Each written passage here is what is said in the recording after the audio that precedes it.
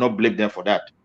So, and this journalist, he did his job as well, but he should not have used this kind of energy, trying to batter Wike, who are you, and not trying to look for questions that would have also made Atiku look as nobody. There are a lot of questions that is supposed to, although few questions they ask Atiku, the way he answered them, you cannot use Danfo to have that kind of money you have. So that one is very clear.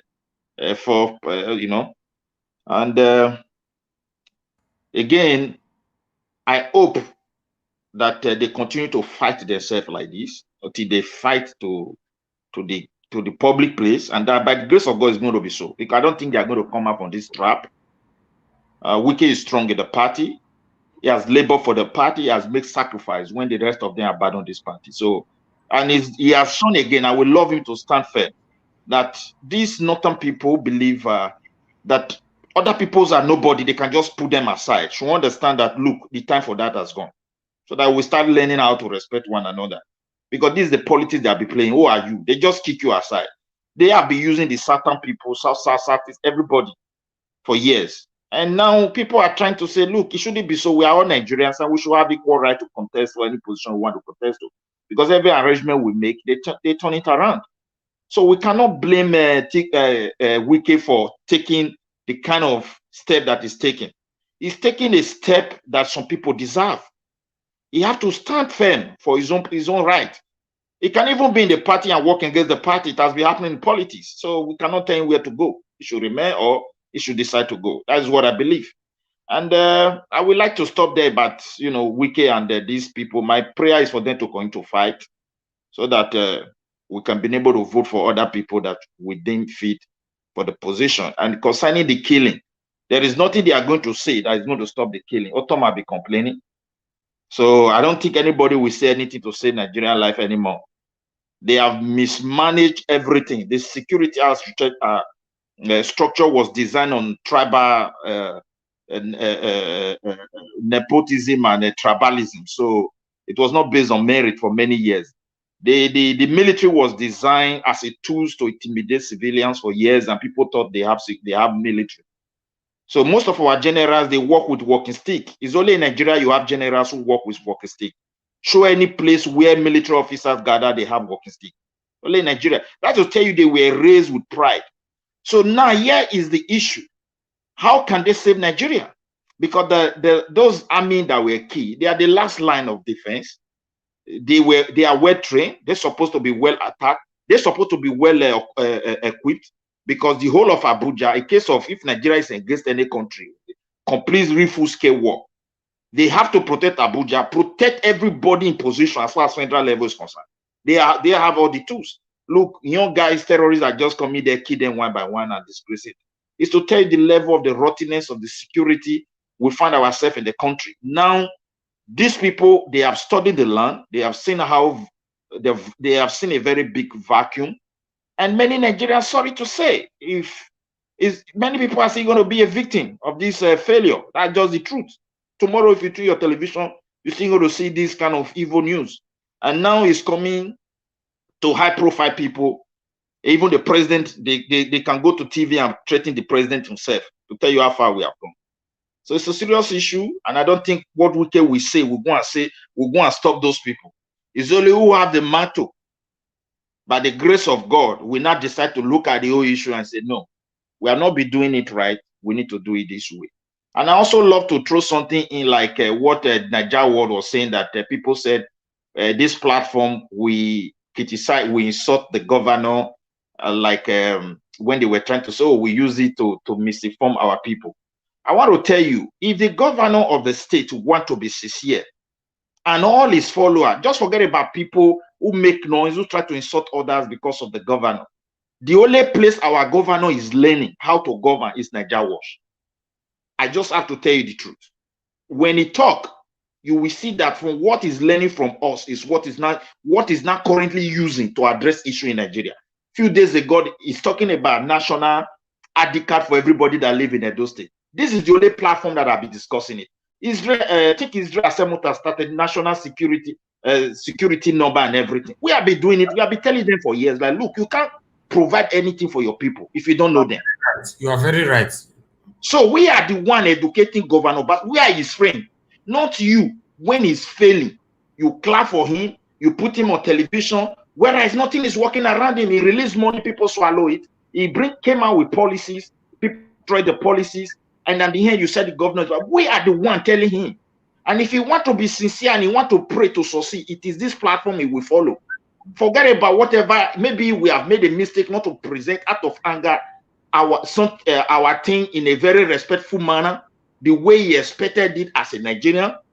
But he should look beyond that. The knowledge for him to govern and succeed is in this platform.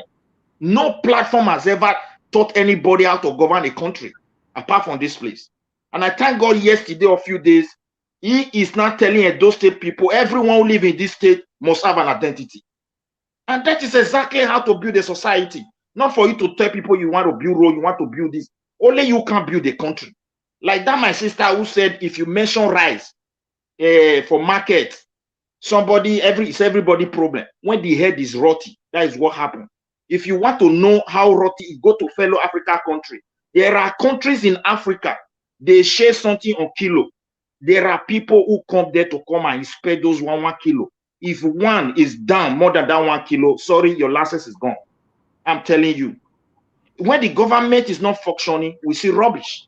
And that is why my major concern now is that I don't know whether we will even have the 2003. May God help us, because the way things are going is beyond human imagination, economically, everything. But I pray for God to help us to see that 2003 and direct Nigeria youth to someone who will see this problem, listening, and start fixing things in place. We know it's not going to be easy, but with the support of these diaspora voices and everything, if he decide to do anything and listening, he will succeed. Thank you, my brother. And I will also I want to give space to other people to also echo their view. Thank you. Thank you very much, Midwest people.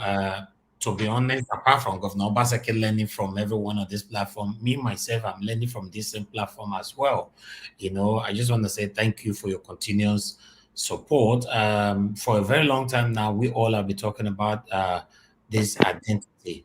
You know, I believe, like you said before, it was Israel Asemota that initiated it. Then everybody have contributed to it, even during the time the good comrade was here. Everybody, you know, talked about it. So the governor is about to emulate the same thing right now, which is a good thing.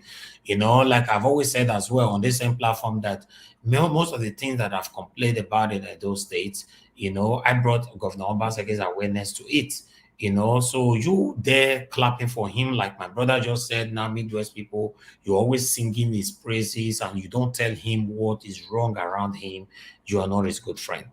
Meanwhile, let's continue with what we are doing here. I will hand over right now to Kashi. Kashi, is your turn. How are you doing? Good to have you back again. I'm doing well. Oh, good evening, everybody. Good morning and afternoon to you all from wherever you're joining us from. The panelists, they pursue me now. They talk, say, I'm not supposed to be here. So thank God I've gotten my space back. Thank you, guys. So, Mr. John E just said he'll be right back, so we'll not be able to go straight to Mr. John E. So I'll just go straight to the next. Yeah, Mr. John E. So I'm going to go straight to Mr. Collins. Mr. Collins, how are you today? Good evening to you. Oh, morning. It's morning where you are. Good morning, Mr. Collins. How are you today? Okay, Mr. Collins, he looks like he's not right there. Let's just move on to the next person. Asamuta Bright. Asamuta Bright, my brother, good evening to you. How are you doing today? Good evening, Mr. Ninja Wash. I'm doing fine. Hope you are too. Yeah, I'm very fine. I'm good. Thank you. Good evening, my fellow panelists and our commenters on the platform. Thank you for having me. Thank you. Where do I start? Let me start from the issue of just brief on Dr. Abati's submission. Dr. Abati, is having this issue with Wike, and some people are looking at his statements to be odd, as in it's just the way the politicians in Nigeria have thrown everybody into a state of anarchy. Let me put it that way, because Dr. Abati was like Femi Adesina of the Buhari's regime now. under under President Jonathan. So he's kind of affiliated with the PDP and their setup. So that is why you might have some interest of coalition between them. He's more like a PDP person the way I look at him, even though he might be so eloquent in his way of journalism. So as regard Wike, I see disappointing in the sense that you cannot tell me someone who has sacrificed, used his state money to put a political party in place. At the end of the day, someone comes from behind and and start making him irrelevant in the party. It goes far to tell you that the party does not have a structure themselves, because you don't expect someone who is more like a kind of a CEO, or let me say a founder. Let me put it that way. Somebody Mr. Bright. Mr. Bright. Yeah.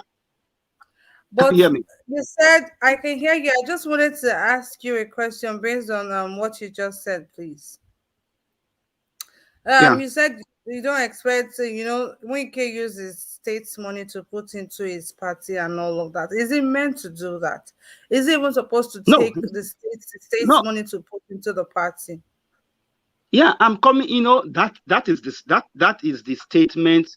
Now that is the sacrifice people are trying to portray as in he sacrificed, he used money. We know the money did not come from heaven. So I'm using that sacrifice. Money that you took from your state, money that is meant for the state, you took it and you put in the party.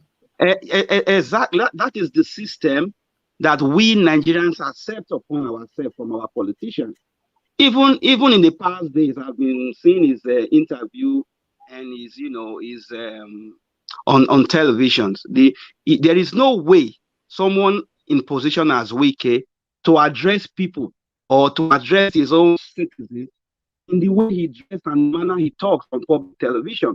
You cannot be talking to people with face cap and dark shade in your eyes. That is, it does not even tell you that does not portray you. You are not even having a respect on the office. The people you're talking does not see your eye. When did you see a governor in the developed society addressing people in public on television with a dark shade? That tells you more that most of these politicians don't even have they don't have the pedigree of the office they carry.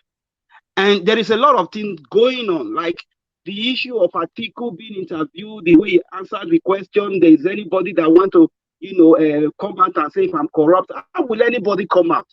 Because Nigeria is a country whereby the reigning party or the party in power is in charge of all the institutions in Nigeria, the vital institutions like the INEC, the CBN, the FCC, the DSS, the defense. The ruling party are in charge of these people. These are institutions that have to be independent to checkmate the government of the day. By the time these people cannot do their job, you have a country like Nigeria. Who is going to ask Atiku? Who is going to ask Atiku when somebody, maybe some of his boys are now from military, maybe working for the AFCC? When they now come and be asking their boss questions, it's impossible. Look at the politicians we also have today. The reason why our military system is dying every day, because these are the same guards, brigadier captains that were once governors and presidents in the military era that are now our politicians. Our constitution is not supposed to give room to those people. But because we are once military, they are now our politicians. How do you think people like that are going to have a kind of a say or a kind of force in our defense? They won't say anything. Because it is like it's just like an enterprise. So we have a lot of things that have put us into this state where we are. We should say things the way it is. Because like my brother Midwest was saying, I just hope the coming election we arrive there, because Nigeria have the quality that show the characteristics of a fair state in all areas. In all areas, we are at war, but people are not seeing it because some people live in Lekki. Some people are still going for movies, and people are still having some little, safeness My brother, So the people are threatening Lagos, so they said they are coming to Lagos. That is the statement they issue now. Have you not heard it? So upon all this statement, you will see that nobody is doing anything until it happens. We are at war. And the issue, look at the issue of our soldiers dying every day. I've not even seen it on national TV that these people are given honorary burial. Like you see, maybe their state of origin. See, maybe if it's that the state of origin from those states. At all, no honorary burial at all. No honorary burial. Nobody go to their family. No, put their names on state records that this person died fighting terrorists or insurgents. In our nobody cares. What kind of a country is Nigeria? What kind of a country is Nigeria? Where does that happen? It does not happen anywhere. Even in the United States, if a soldier is falling, the flag will be delivered to the families, and a lot of things will be done for the family. In Nigeria, you see somebody dying. The TV will not say anything. There will be no flag flying down below. There will be, the government will not say anything. It's like we live in a banana republic. They'll give pure water to the family. So you see a lot of things. That is why it scares me, because I hope that our constitution should have been modified before this general election, because that is going to still give us a big problem. That's what I see. Because a lot of things still going on. We are not still having that base or foundation, because we have the dream, but the foundation is not there, because the constitution is not there. The people are not talking freely within themselves. There is no unity. I don't trust Peter, don't trust Paul. Everybody is just like, we are just moving on our own different ways. This Peter Obi is just a phenomenon that is trying to put everybody together. That is why I asked last time, what is our plan B? If this plan A of Peter Obi doesn't work, what is our plan B? Because we are supposed to have a plan B. Because if at the end of the day, these people are now feeling the heat, like the way they are fighting, stripping themselves on public televisions now, they now say, oh, because if you even look at the politicians now, what they are doing, some of them are already trying to remove themselves from the carcass to say, no, some are not speaking because they were not speaking before, because they see they are writing on the wall that the people are trying to change the status quo, so that by the time we arrive there, they will not be castigated and we will not put them along those black sheep that have ruined us. So everybody is trying to shift. If these people shift along the line and they have not repented from their sins, they will still carry that bad egg to the new system of Nigeria. So this foundation will still need to work. A lot still needs to be done because the system is dead. A country where the central bank governor is affiliated to a political party. How does that work? How does that work? A country where the general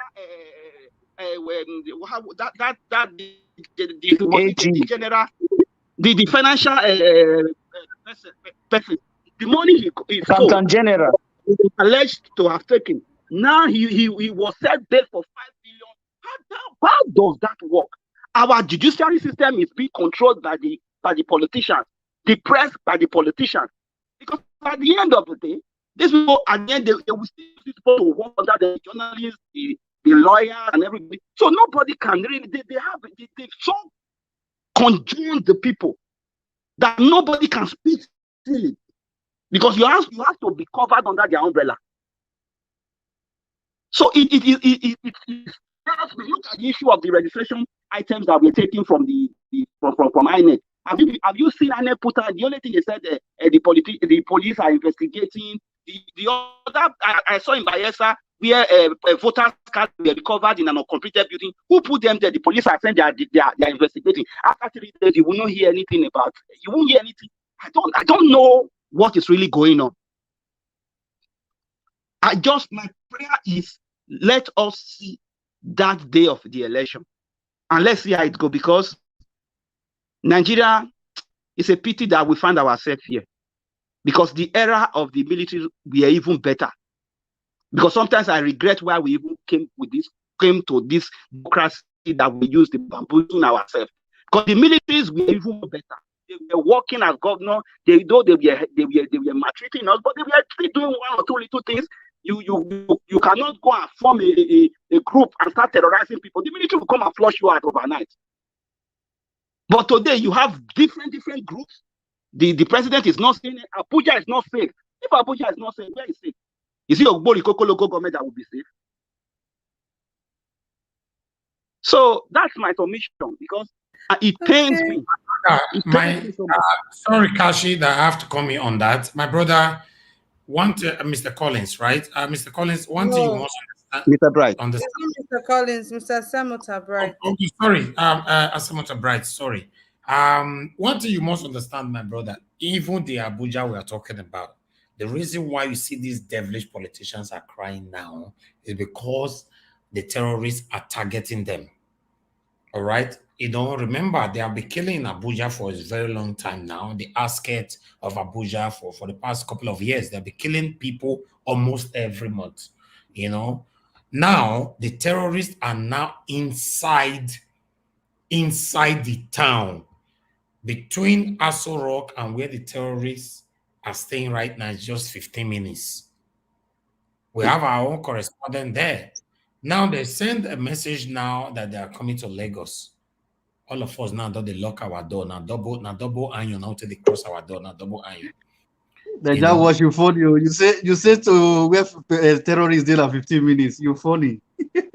My brother, they're already inside the town now. It's not a joke. It's not a joke. Eh?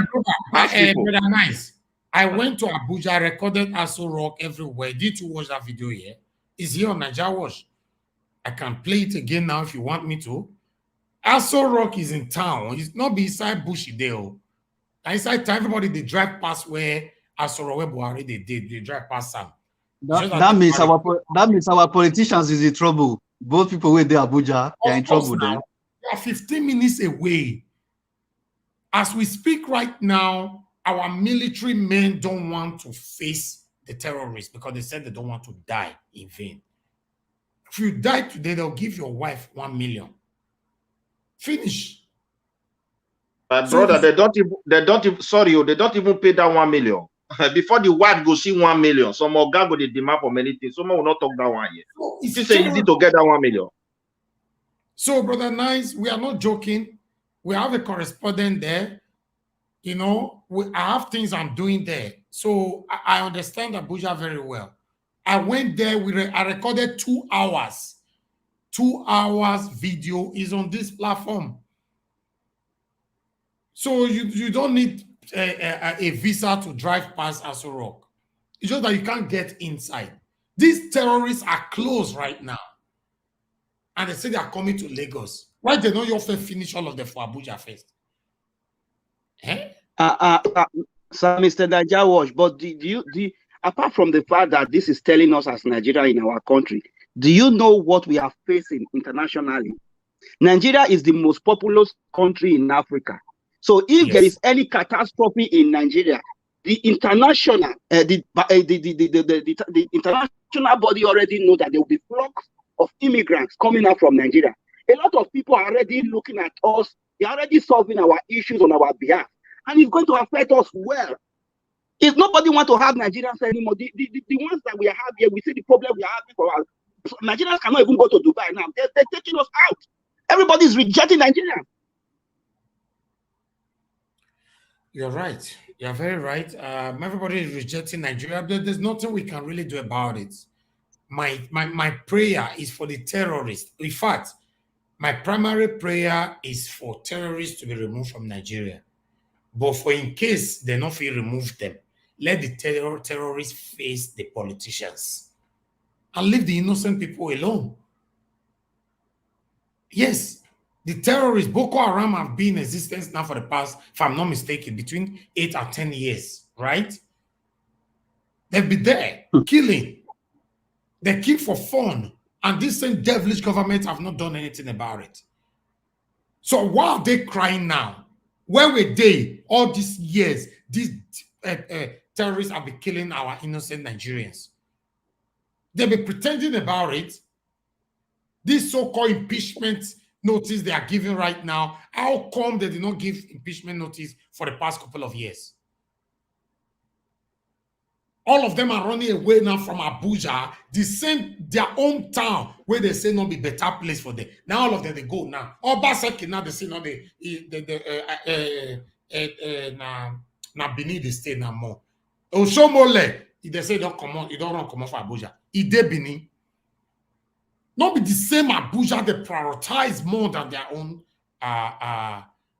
state before. Lucky Gbenejo permanently lives in Abuja. He's in Benin now. Allegedly. These are the information reaching us. And for you watching us right now, go find out that your devilish governor with the federal for our state with the Abuja. He don't reach house. He don't come back home. For you to know that these guys, they know what they are doing. And the terrorists now are not going to give them sense, target the politicians. Okay, Naja Wash, I wanted to ask a question if I'm be permitted. Yes, sir. Now, since they are after the politician, are they not fighting the justice where court not will fight for Nigerians? If this problem not reach where these people did, do you think they will change?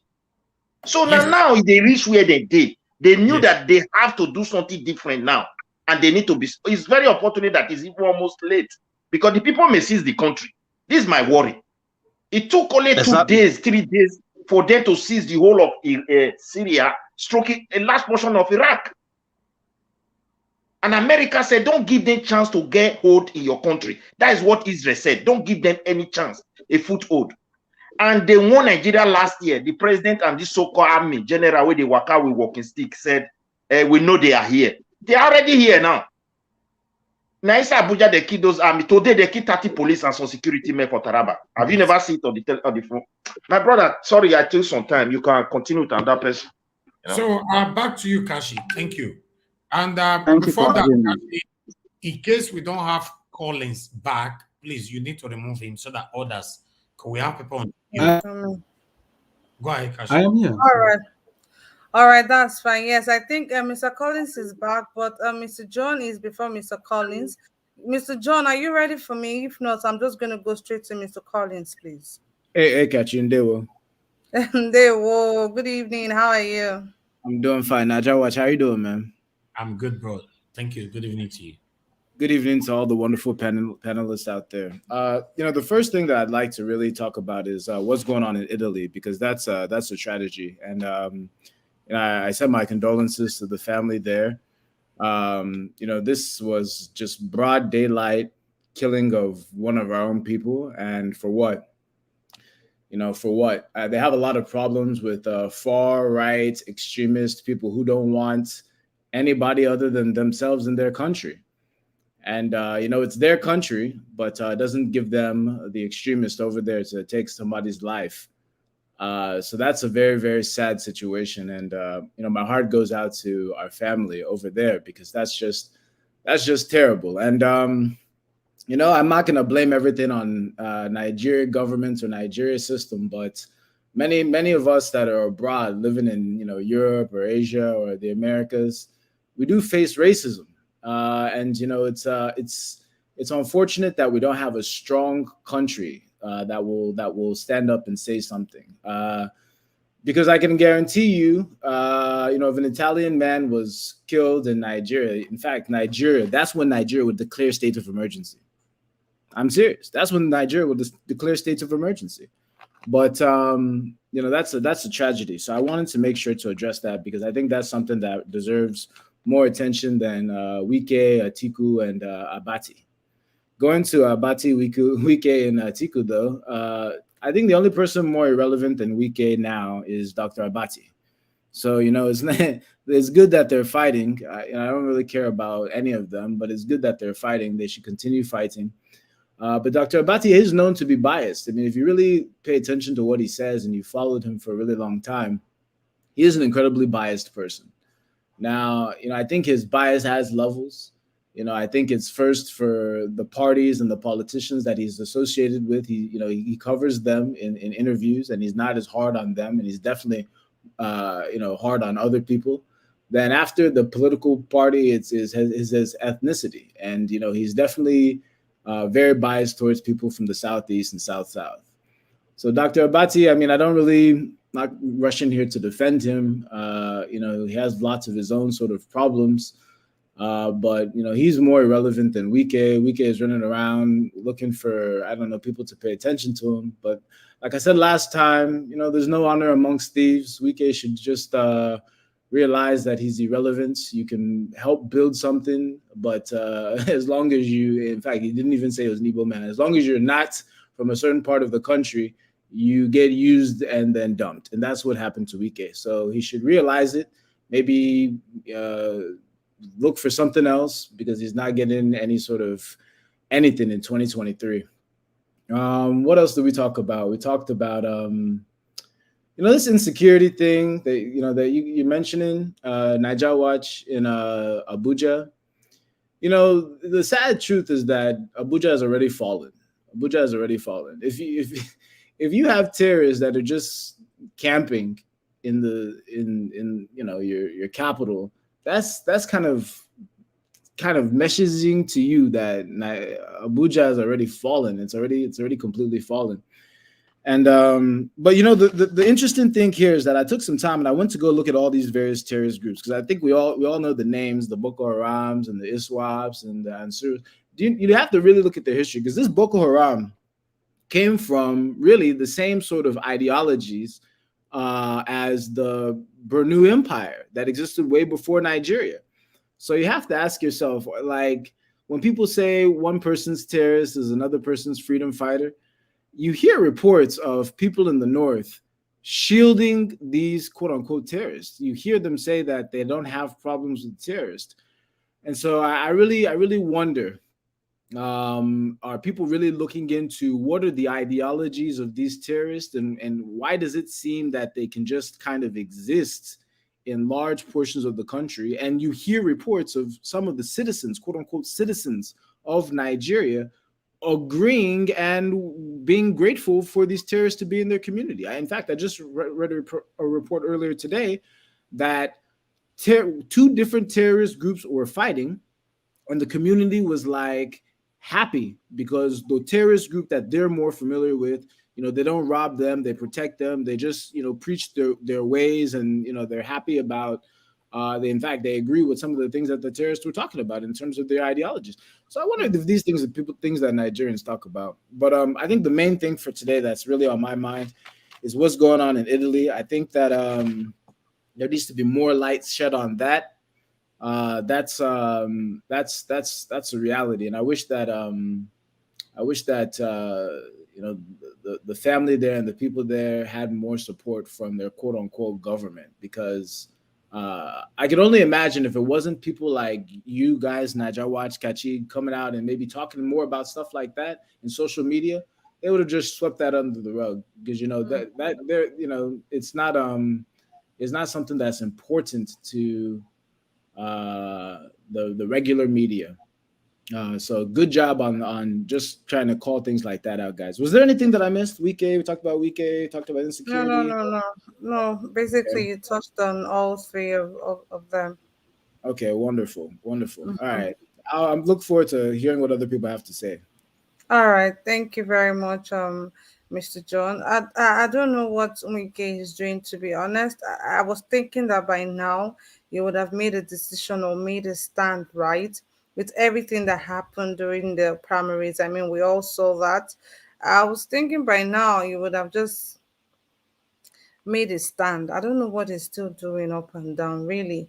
Taking your state's money to put into your party, and up until now, with everything that has gone on, you saw how these people, shifted you to one corner. They just carry you go one side. They don't care whatever sacrifice, people are saying he made. But for me, I see no reason why he should take state money to put into the party. But after everything, I'm so surprised that by now he's still going back and forth with all this. He's supposed to don't making decisions since and just move on with it.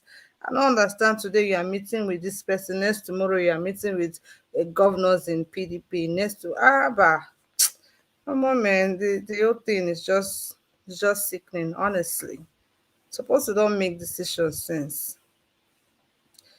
Anyways, I'm going to go straight to Mr. Collins. Mr. Collins, please. But before I do that, guys, I don't know if Mr. Niger Watch has not been speaking to you guys. What's in they happen? There's no like on this broadcast at all. You guys are big now. You guys should help us like this broadcast. Okay? You know, we always say this, liking this broadcast means you're telling YouTube to share our video to more people so people can understand and, know what is going on in the society, know what is happening around them, right? So, guys, please help us to like and share in case those people will not even get time to watch us as we did live like this. So, after we finish the live, they can always come and watch, and more people can even come and see what we do here. So guys, help me to like this broadcast and share it if you're yet to do so. Please like and share, if you've not subscribed, please do, because I notice we have a lot of people here that have not subscribed to our channel, but they come here to watch us every now and then. So guys, please, if you're yet to subscribe, kindly subscribe and hit the notification bell so you will always be notified whenever we come on live like this or whenever we drop a new video. So help us to like and share this video, please, please, please, please. And do not forget to use the super sticker, guys. The super sticker is just a way of you guys to encourage us to keep doing, to keep pushing. The job is not easy. We put a lot of resources into this. So please help us to hit the super chat right there. It's just on the comment section, just on the right hand side. Support us with anything that you can support us with, guys. Thank you very much, and God bless you. I wish you guys a happy new month. If I've not done that, happy new month, everybody. God bless you, God bless you, God bless you. May his favor, may his guidance, divine health be our portion from this month till the end of the year. Thank you all so much, and thank God is another month. Thank God, thank God, thank God. Anyways, guys, I'm going to go straight to Mr. Collins. Mr. Collins, are you ready for me now, please? I am ready. Good morning. How are you? I'm fine. Thank you so much. Happy New Month. And happy New Month to everyone that is listening. For me, I don't want to say much because, like the last caller have said it. Can you hear me? I can hear you. I said we have been waiting for you, Mr. Collins, for the past 10 hours. We need to. Serious. I have been here. Just that I didn't know that you're calling me, and I'm here since, So, all right, it's good to have you. Thank you very much. Go ahead. Thank you. You're welcome. So for me, like the last caller, I think he said a lot of things that I want to say. Remember here when something happened to Ike Premado, if you're going to comment, some people were saying you shouldn't use a foul word, you shouldn't use a bad word against him and against his family. When something happens, because I've noticed that when it comes to our politicians, we, the citizens, we are the main problem that Nigeria have, not the politician, because we always run to defend our politicians, even when we know they are doing something wrong.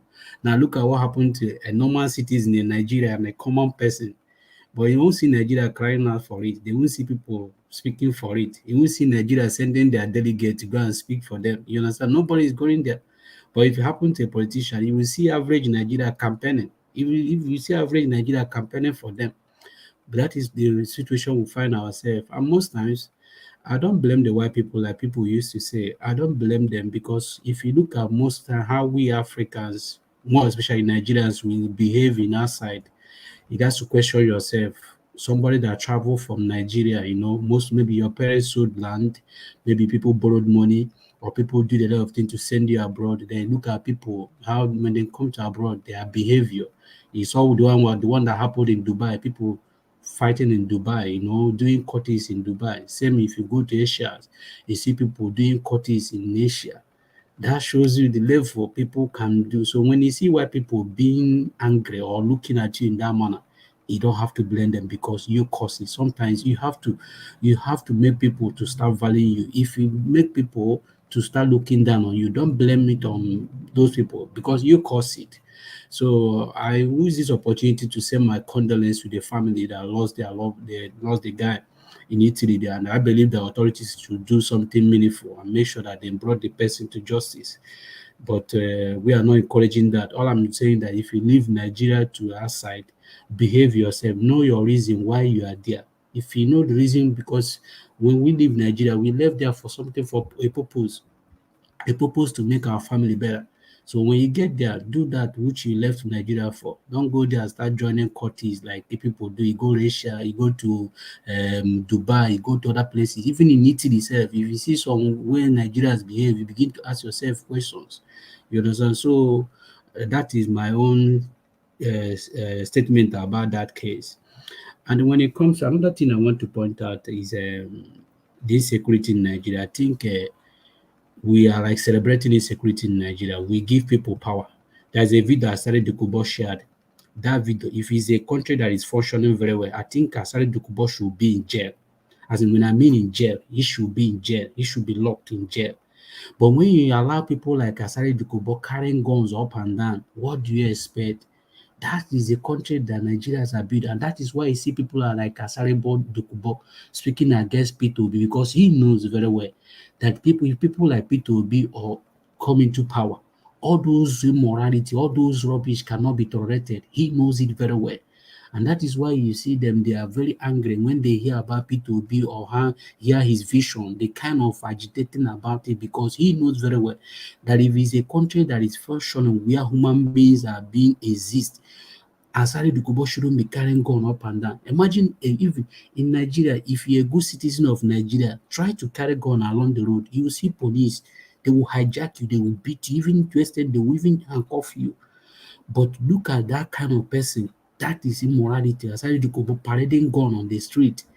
What is Asari Dukubo trying to educate to people? So, and by now, federal government haven't even called Asari Dukubo to question. Nobody have even made a statement of it. You can't even see this Eli Mohammed or any of them release a statement on that.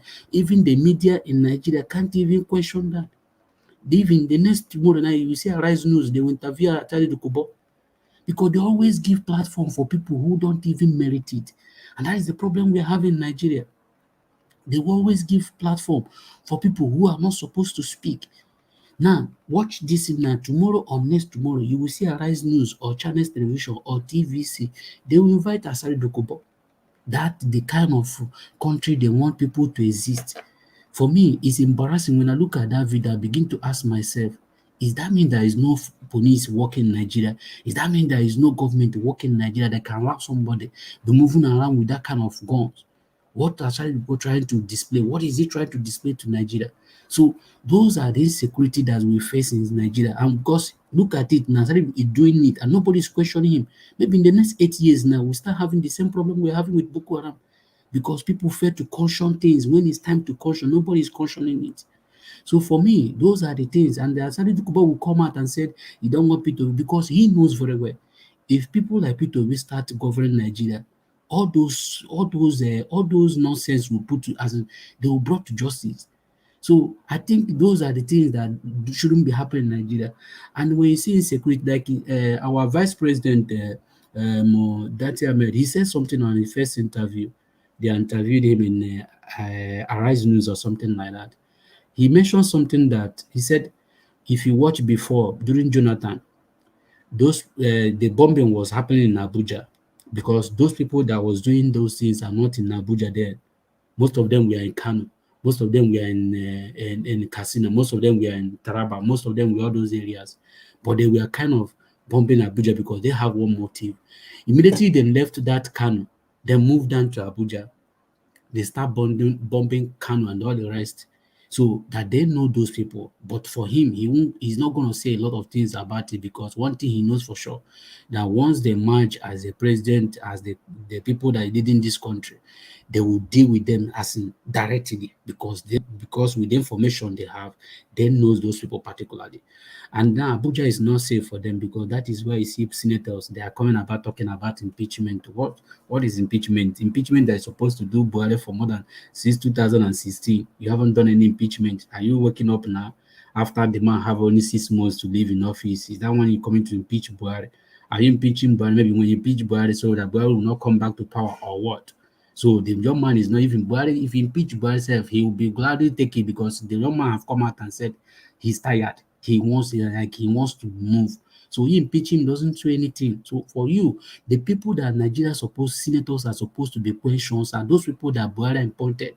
It's only in Nigeria that federal Buhari. I haven't seen any senator or anybody, any minister or ambassador or anything that Buhari appointed that federal government, the senator said, no, we are not appointing this person. We are rejecting it. No kind of debate, no kind of question. They will just sign. Boom. Anybody see the other guy? I forget the guy that was in charge of data analysis about Nigeria. People complain, citizens complain about that, but the senator still went ahead and approved his nominee. That shows you the country we are. So when people begin to celebrate that glamour that senators I want to put Buhari, I see it like that is why I keep telling you, Sister Kachi, that Nigeria can forget very easily. They are easily to forget. When things happen, they can easily forget. If they are still like cheering the senators, what happened when Nigerian citizens were talking about, don't put this man there, we have information. People even bring data, bring information for you that look at this man's work when he wasn't even a minister or something like this. But senators still went ahead and put that man in seat. So that shows you the country we are running to. So that's my own statement in that when it comes to insecurity and the rest in Nigeria. Then when it comes to Wike, I don't want to talk anything when it comes to Wike because I think I said it here my my third time being here. I said that is selfishness because when you see Wike is selfish. So and that is selfishness. So what is carrying him? He keep like if you are talking about party, are you making PDP as your own party? PDP is not your own party. This is a party for the nation. So it shouldn't be making it as if like the party owns you or you own the party or something like that. So it's all about DK is not the only person that lost the election. The senior president Lawal lost the election. David Omai, all of them, most of them lost the election. They took it. That you have to accept it. So, but you keeping making statements like last week, he released a statement. I would as if you are making Nigeria like part one, part two, part three movie. Are we in Nollywood now with Wike? Maybe next week Wike will come and drop another with kind of people, and people will start following him. I think for me, people we shouldn't be looking at as in listening like people like Wike, like the young man said, the last speaker. We shouldn't be listening like people like Wike. We should be talking about the most important case in Nigeria, the issues that surround the country. That is how to restore Nigeria back. How can we restore the peace in Nigeria? Not Wike issue. That is own personal issue and his own selfishness idea.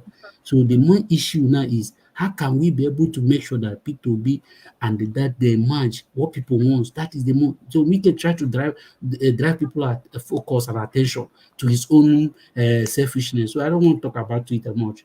Thank you. Okay. All right. Thank you so much, Mr. Collins. I think I share the same this thing with you concerning Wike. I don't know what he wants. I'm thinking by now he would have made a stand, knowing fully well that this is what is actually occurring. So I don't know. I don't know what he's still doing by now, meeting with people, trying to come to terms with one agreement or the other. What are you still doing? We all saw it, we all watched it on TV, it was broadcasted live. We all saw what happened. We all saw it. So I don't know what he's still doing, honestly. To be sincere, I don't know what he's still doing. It's just so sad.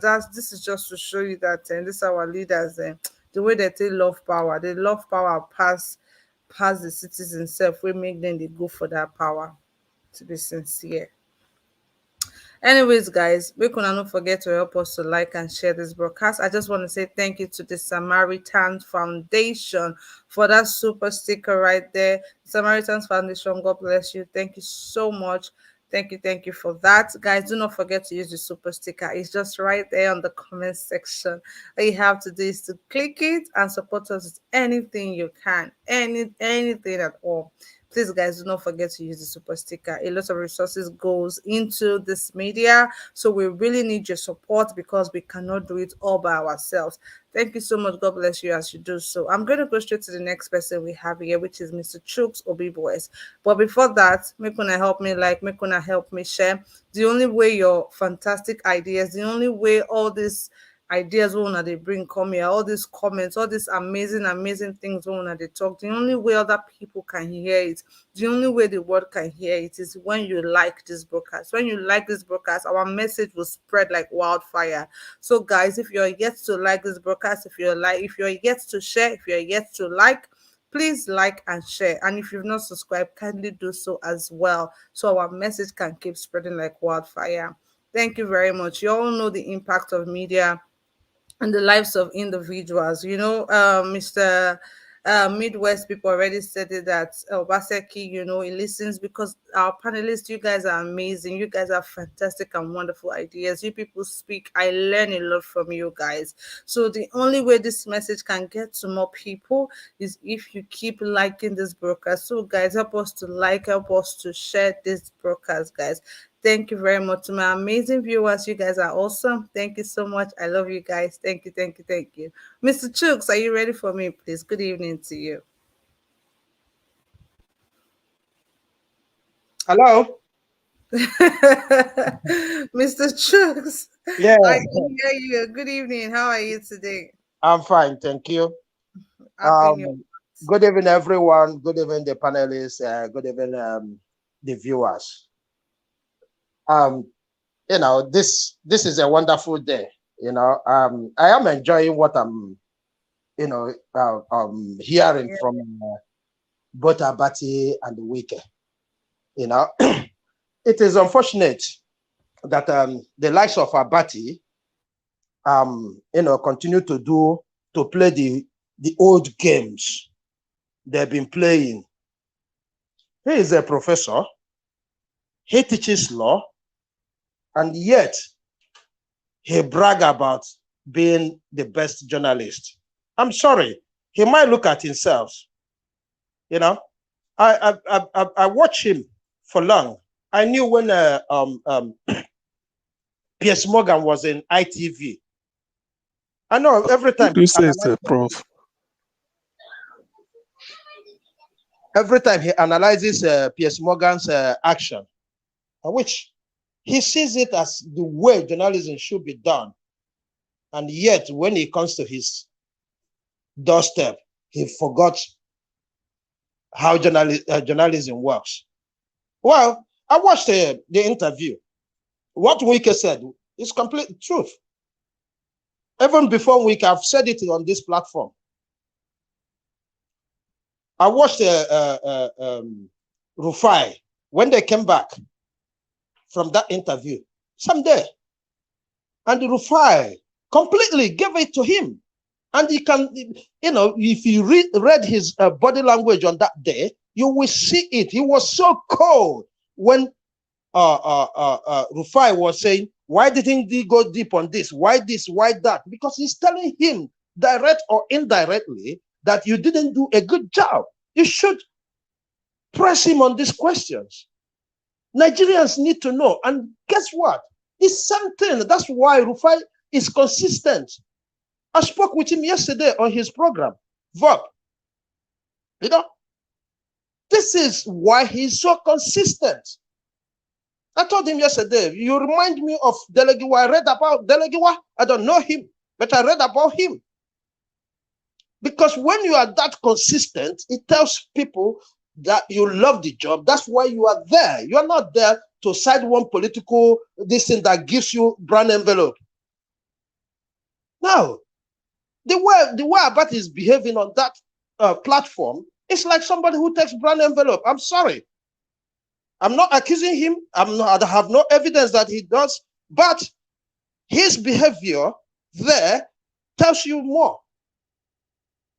When the likes of Obi, who is ready to come out to talk to Nigerians, comes, he's asking the right question. He's pressing him for the right answer. Yes, I love that, because that will convince more Nigerians about him.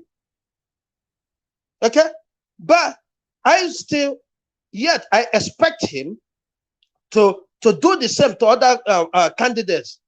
I remember me questioning them, not inviting all these candidates. What are we talking about? The media has been a problem to us. The media has been a problem to us. Because if the media is balanced, they should be able to invite all these people, and whoever refuses to turn up, they should make Nigerians know. They should make us aware that this person is running from us. Because if you cannot talk to us now that you are nobody, what about if you become somebody? There's a friend I talked to. It's a Yoruba man, right? I talked to him. He said the only problem he have with Asuwaju is he start feeling nobody can talk to me because it is my turn. As if he is already the president. He said he will even be worse than Buhari because Buhari was everywhere before his time, before he gets there and decide not to talk to us. But this one already, he's going on a motorcade. He's not even ready. He's even calling people that you will labor in vain. I mean, these are the kind of languages the likes of Abati should call these people upon and ask them questions about that. Look at how things are going in our country, and you call yourself a journalist. When he interviewed Garba Shehu will say whatever. It is his style. And you don't ask him, what do he mean? We elected him. It's not about his style. That is journalism. And he's here bragging about knowing his job. I'm sorry, Mr. Abati, you know nothing about journalism. Pick up your phone and call Piers Morgan to teach you how journalists behave. When Piers Morgan tried to talk to Boris Johnson during the COVID, he was avoiding him. He made everybody aware that he is trying to talk to him and he's running away from his people. When the people reacted, he come to talk to us. So I don't know what he's bragging about. He knows. Like I said, I'm not a supporter of Wike. You know, there's places where I gave it to him. In this case, I said it last week, that this is the tactics they've been using for us. This tactics Wike is using now is the tactics they've been using for us to get the best position he wants. It's not any other thing. He wants Atiku to come face to face and talk to him and promise him what position. And knowing who Wike is, he will demand the best and juicy position there. So this is why they are doing what he is fighting, what he's fighting. So, and Reuben knows that. Reuben is a PDP man. I don't even know why they should send a PDP person to go and interview a PDP. Yes, he might not have the card as a member today, but he served in this government, in PDP government, for Christ's sake. He knows more about them. Has he come to leak any secret about PDP today? No. Does that mean that he doesn't know one or two secrets about PDP? The answer is no. He knows. He cannot come out to talk about PDP to us. So if they are bringing the people to interview a PDP man, he shouldn't be there. Because we know his character.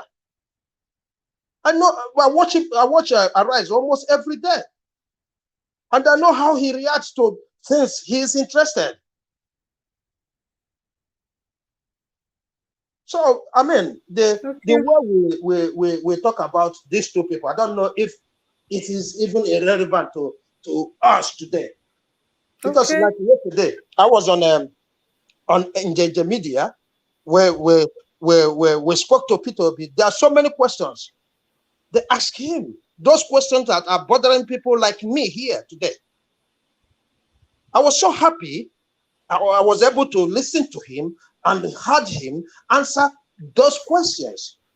You know, so those are the kind of things we should, you know, I even said it that, you know, if it is possible, because Niger Watch is not a small media house. So if we can organize this kind of meeting so that we meet him on this platform, I think that would be best, because he made it clear. There's one question one suggestion somebody threw in there, right? You know, like people who will be managing the media, like, for example, if there's a lie against what Peter said, you know, there should be a team that will come out to put out their statement and they say things as it should be. Yeah. And they say, listen, you are my platform. You are me. We need to work together. You know, there's so many things that cannot be left for him and those people at the helm of the party. So I don't know if Niger Watch can do a job on that, so that when he comes in here, like we were talking about accounts to donate in the media, they already donated for a while now. You know, somebody like me, that is where I get that idea. That's why I was asking on this platform if there is any way we can start donating. In the media, they've already started donating for a while. You know, so I am saying if we can limit more, you know, talking about these people, because it sounds like distraction. We need to come out with concrete arrangement and what we're gonna be doing. You know, All right. I don't say we can't discuss other things because it gives us joy, it motivates us, you know, but let's not give too much time to that. Thank you. All right, thank you so much, Mr. Chooks. Thank you so much for that contribution. As for inviting Mr. Peter Obi, we're already on it, like we're already in talks, but we don't have a date yet. That is why we've not communicated that Thank you. information with Thank you you for guys. that information. Thank you. Yeah, but Thank you for that information. I'm so glad today. I'm so glad today. Thank you. okay, but once we've been given a date, we're definitely going to communicate that to you guys so everybody can get ready and be here with questions and all of that. But we don't have a date yet. That is why we've not communicated with you. So I just want to say thank you to Mr. Raf Annie. Mr. Raf Annie, thank you so much for that super sticker right there. God bless you. May your pocket never run dry. Thank you so much for supporting us. I really do appreciate this.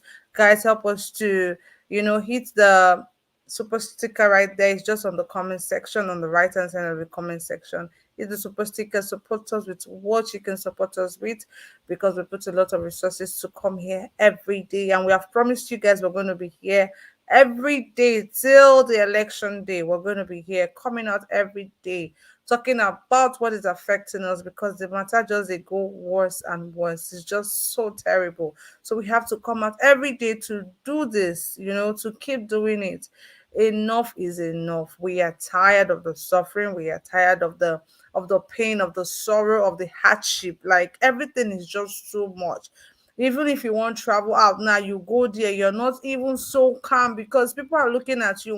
We get one kind of eye where they go just look you. If you want, immediately you just say you are Nigerian, they'll just look you one type of this criminal don't come again. That kind of a thing is terrible. It's not something anyone should be happy about.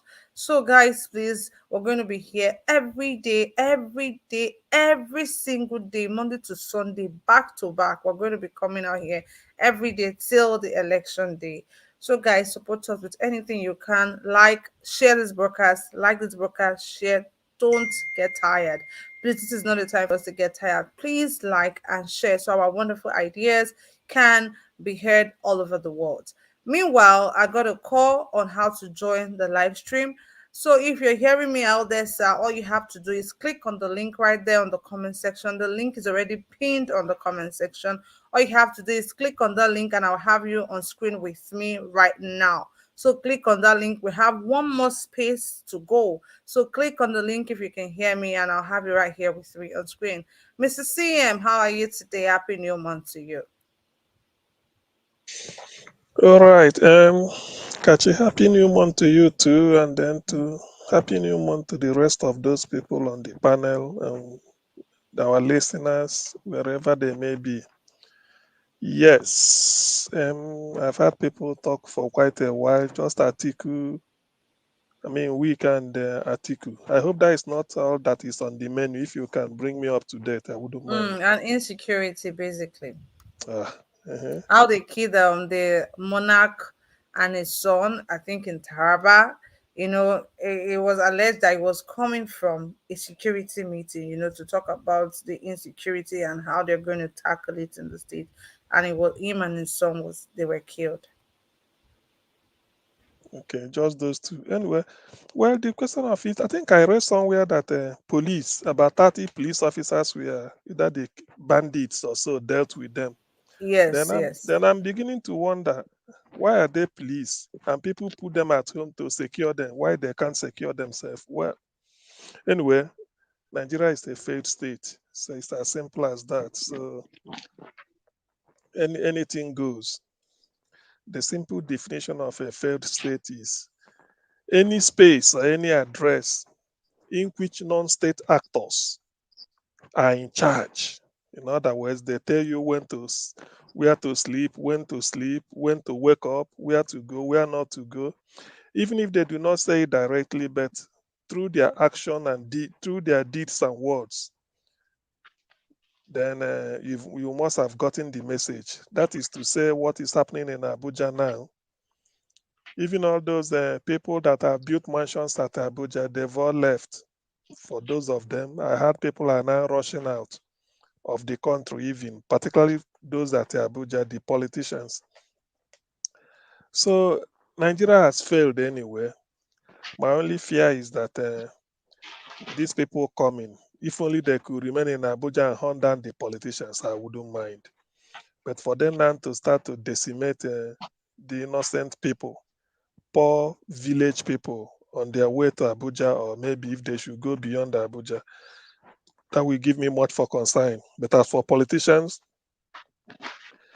I have no sympathy for them at all. I wish the people coming, the bad guys coming that are already in Abuja, not that they are coming, but they're already at Abuja, in Abuja anyway. So if those bad guys could go house to house where the politicians are, I mean, at least start setting all their SUVs on fire. Maybe burn them, because it was just money stolen from the treasury. Because imagine just for the sake of argument, you see a politician like Dino Melaye having different types of Ferrari, displaying it. I mean, so the bandit, they have something now, pick one and sell it auction, and then they get the money they want. So if that is, if really they will, if really they will do it like a surgical operation, leave the people, go for these idiots that brought Nigeria to where it is. After all, for the past 7 years, people have been talking of insecurity, and they turned their deaf ear. All they are interested is just serving themselves. Padding budget, eating money, electricity is zero, not road, nothing. University students it's getting to 6 months, isn't it? Yes, 6 months this month, since February. The future It's of the more than country. six In fact, months. It's more than six okay, months. okay, yes, for the sake of argument, let's just say 6 months. And the semester lasts for 3 months. That is or 3 or 4 months. That is about 2 semester gone. And the session is for those doing masters, 9 months. So it's almost like a year is gone. So you see, that is the issue. They don't care. Bajabi Amila is in Harvard University taking a quality education. Wike's son will graduate. They show it on news media, and I mean social media. Ekweremadu is having the battle of his life. Otherwise, we wouldn't have no. So I mean, I don't have to. What is good for the geese must be best for the gander. So why should I sympathize with them? I wish they are going to house in Abuja, dealing with them, because it's the public money they stole. So why should I? There's no country in which the politicians do not put the people first, except in Nigeria. All they do is just what concerns them.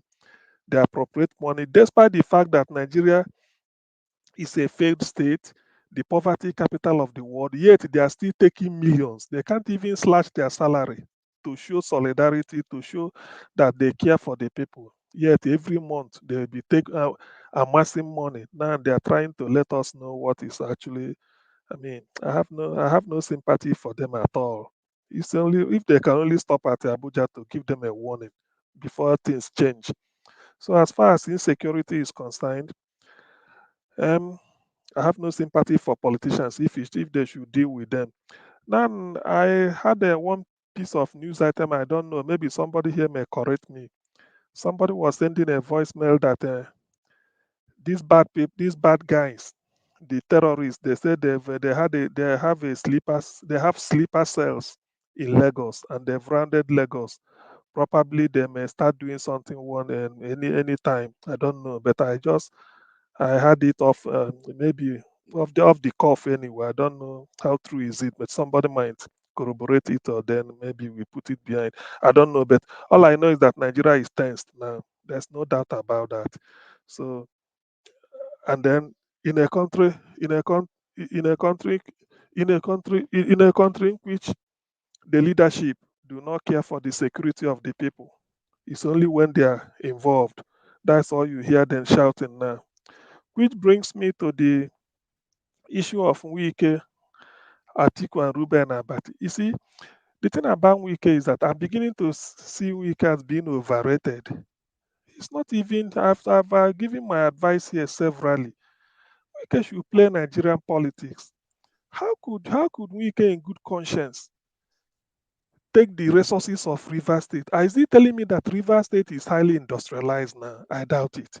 Or is he telling me that there are no roads, no hospitals to maintain in Rivers State? If the money is so much, why not use it to say every indigene of Rivers State in higher institution, you pay the school fees? Just no matter the course you are studying, there are ways you can spend the money, resources of the state. At least if you can do, every people will now say, "Oh, thank you." And by investing on those people, if you should do it, no matter what. After 4 years, I hear people coming to Peter Obi, may not know them. He say, "Oh, Peter, when you were governor, I got first class. You gave me 1 million. Now I've gotten my PhD. I'm lecturing in so country." Wike there's a way to do it. Then he used his money to finance what Peter Odili did. It did not lead him to anywhere. Rotimi Amechi put Buhari in power with a River State money, yet nothing. And he did not complete the monorail in Port Harcourt. Imagine that I saw.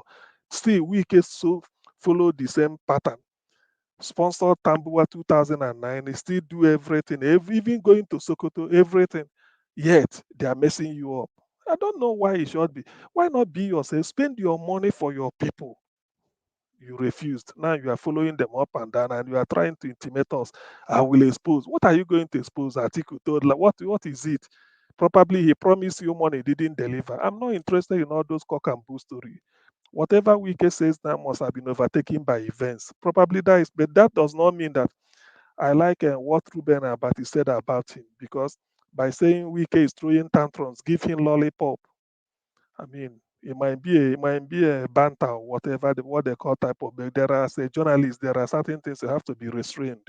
It's not you don't. If you are interviewing, if you are talking, if you are sort of, there's a way you say certain things. Wike, they should go and say, you know, pacify Wike, or let them have an in-house meeting. But to have said it the way he said it, I do not like. In fact, as a person, I do not even, I do not subscribe to Abati's brand of journalism. To me, he's not a journalist at all. He doesn't. He is not. There's a way he brings. He's not that too objective. He takes sides. By saying this, I would like people to go back to history and read the articles he was writing under Obasanjo and every. He would like to go all out. He's too sentimental. He using the pen, he can castigate and castigate if it's a particular tribe. Otherwise, he goes for the other side. So he's not being objective enough as a journalist at all. There are people who you read articles, you can feel happy that yes, this is a good writer. You read what they are writing, you say it's balanced. If he criticizes, it's on principle. And not that Abati will bring into whether, in fact, he's even whether he's auditioning for a job like he was doing before Jonathan gave him a job, and then when he came out, he started behaving as if. I don't even know why. Such people should be called, if Nigerian Union of Journalists, if he's a member, that should have an ethics and the rules of practice. It should be called. It's not everything. You don't dabble into political issues. Some journalists say where you report political issues. If you want to report, you come out and be the political, a political reporter, and then you follow them around. You get to the issues very well before you report, and not just to say because Wike lost. Something must have made Wike to behave the way he behaved. Did you find out? You didn't. And that was why Wike was saying investigative journalism. Probably you should have interviewed Wike, say, look, can we have you on this thing? Have you interviewed that you interview Wike or before then, but you didn't do it, and you just stood somewhere and be writing, the way they write. They can be in an air-conditioned room at Abuja and be telling you what is happening somewhere in Baramatu in Delta State, maybe in the creek. When you didn't go there to interview them, you see BBC, they go all out, even go no matter where it is, and then go and bring out the news. So to that extent, I do not even reckon with. I don't reckon with her, but as particular, people say he said he told a lie, but the issue, well, I don't know who to believe this time, because what is the governor of the governor of the Benue State, Samuel Ortom, said there was a committee, and that committee of 17 returned 14/17 in favor of Wike.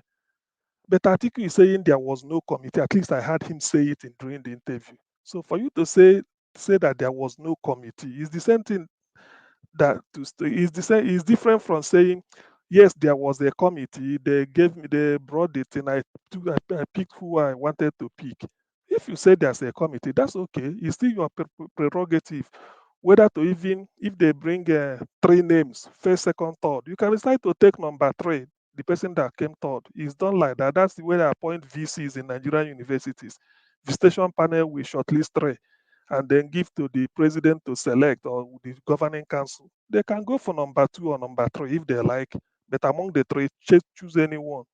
So to that extent, if Atiku is trying to deny the existence of a committee, that's a different thing. But not that he is bound to take the person who comes first in the committee. That is the one I can say no. He's free.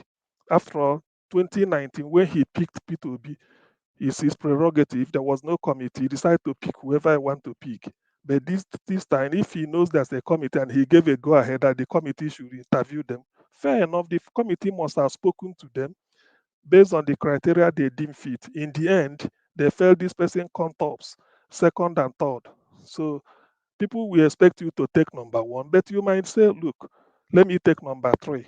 In that case, you still have to defend it. It's your prerogative, but do not deny the existence of the committee. It's different from saying you did not obey what they presented to you. So if that is what is happening with Atiku, well, he has better watch it. And then the way they play the politics in that PDP, well, it's up to them. After all, Okay. PDP or APC, look at where Nigeria is now. Look at the exchange rate. I heard today that the pound is over 800 pound. I mean, 800 naira. The dollar is over 700. Where does this leave Nigeria? Your guess is as good as mine. Thank you. All right. Thank you so much, Mr. CM, for that. We have a caller right here. Oh, we just lost that caller. Uh, okay, guys, the lines are open for now for you to call. Please call in if you want to call in right now, because it's so difficult to interrupt the panelists when they are making their contributions. So please call in now. Okay, we have somebody right here. Um, Good evening. Thank you for calling Ninja Watch. Yeah, because of the time difference, I'm trying to know what time is the program. Because it for the first time. Oh, I'm in great. Dallas, Texas. Oh, amazing. Good evening to you, sir. How are you today? Please, what's your name? Name is Lawrence. Okay, Lawrence. Mr. Lawrence, thank you for joining. Our program is Monday to Thursday, 5 p.m. Nigerian time for the discussion. Then on Saturday, we are on Friday, 6 p.m. Nigerian time. We usually have our debates here. Network, I can hear you very well. Can you hear me now? Can you hear me now?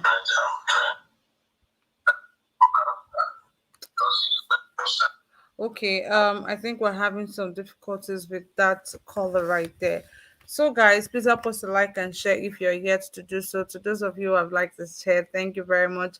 Those who now we never like and share, I don't know what I do now. Make una help me like and share this broadcast, guys. Please help me to like and share this broadcast. Help me to like and share. Thank you very much. I'm going to go straight to Engineer Ken. Engineer Ken, good evening to you. Happy New Month. Good evening. Good evening to you, my sister. Happy New Month. How are you today, Engineer Ken? I'm blessed and highly favored. Great. Please go ahead and make your contributions. Yeah, good to my co-pies and good evening, Nigerian. Oh man, gladdens my heart to see that for the past 2 years plus, what we have been talking about in Nigeria on this very platform of ours has begun to take place. The dance of the masquerade have started. You know, back in the days when I was crying out that Nigeria is at war, A lot of people were antagonizing me, telling me that I'm too violent. Then now they are not saying it. Those senators, they should not run, no, they should stay and wait. And the bandits are hearing us. Please go and knock on their doors. Leave the poor masses alone. Those ones has nothing to do to you guys. Go after these big politicians, knock on their door, and take what they have looted from the country. About insecurity, that the senators are now saying that they give Buhari 6 weeks to face the country. Buhari is supposed to be the one to give them 6 weeks to face the country. They are making about $30,000 every goddamn month as their salary, minus their wardrobe allowance, newspapers allowance, driver's allowance, a steward allowance. The money that they make in 6 months, or yet their 6 months salary, as the American president salary for 1 year. For 1 year. So these guys are the most corrupt human being that one can ever think of. So now I must applaud those Fulani herdsmen and those Boko Harams. So you poor have not been doing the needful. Leave those poor people alone. They have nothing to give to you. Those guys you kidnap on the federal house, federal highway. Benin Abuja Express. Benin Lagos.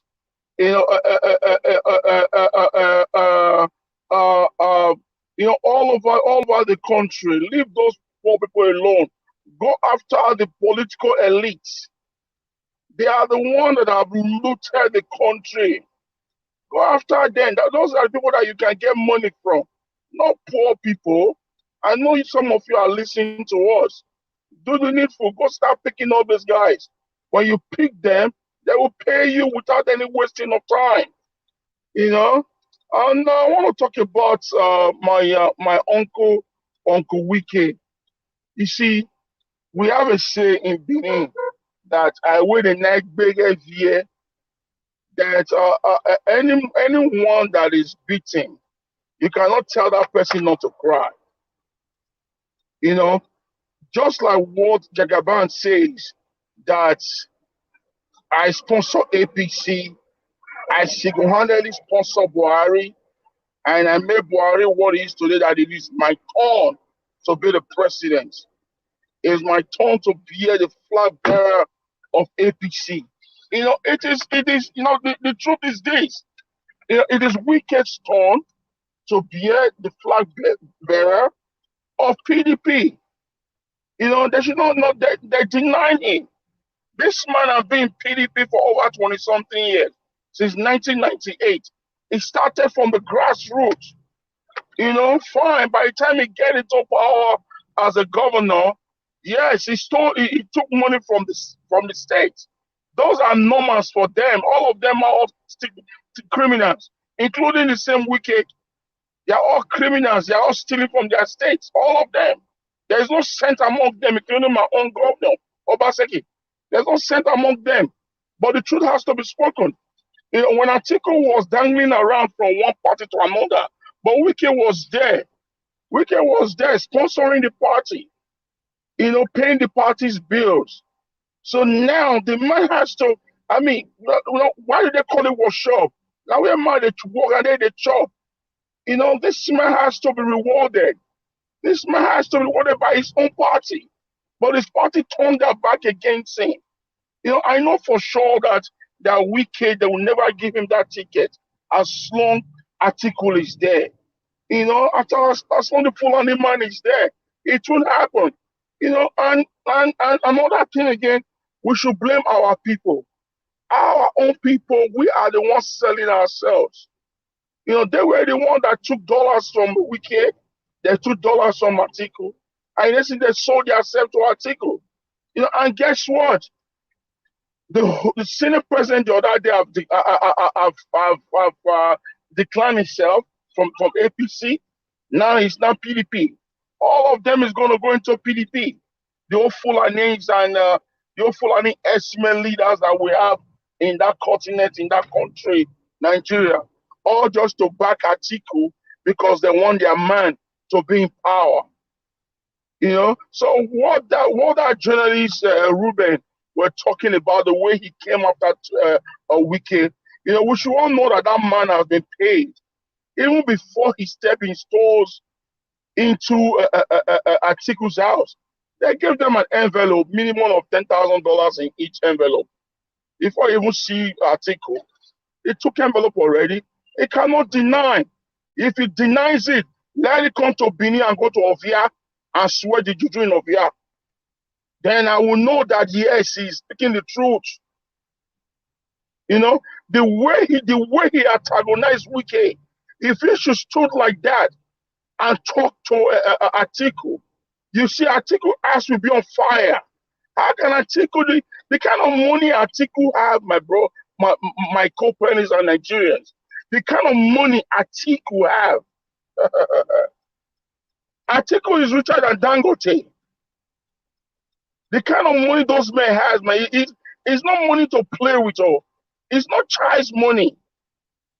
$100 million to these guys is like $100 million to some of us, which is like $200. That is out to these guys. So these guys, when you say filthy rich, these guys are filthy rich. No, these guys are the people that have ruled the country to where we are today. Atiku, number one of them all, is number one of them all. He lives in Dubai. This man own a mansion in Dubai. You know how much is that? His private jet is parked in Dubai. His children comes to the United States here. They will come here for party Saturday. Sunday afternoon, they'll fly back to Nigeria with their own private jets. Atiku's children. So that parking lot that they park their plane in that same airport, you know how much they paid for it on that in one night? It is not free. It's a lot of money, and it's not naira. They spend dollars, you know. So these people, man, these people are evil. They are satanic. They are demonic. You know, Arise TV supposed to be ashamed because it has proven right now that the CEO of Arise TV is a politician and he's being paid by these political elites, by these corrupt politicians. He's being paid. Yes, they are the ones sponsoring them. That is why you see them. They choose who to ask tough questions. They choose who not to ask tough questions. Look at the way they ask Peter Obi questions. Peter Obi's seat was hard. You know, that man they asked him so many times, why would he invest the state money into his private business, into his family's business?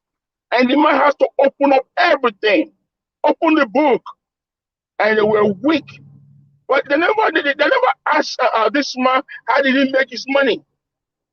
How can he say he bought not even a downfall, a Peugeot 504, Peugeot 505, 5 Peugeot? What were they carrying?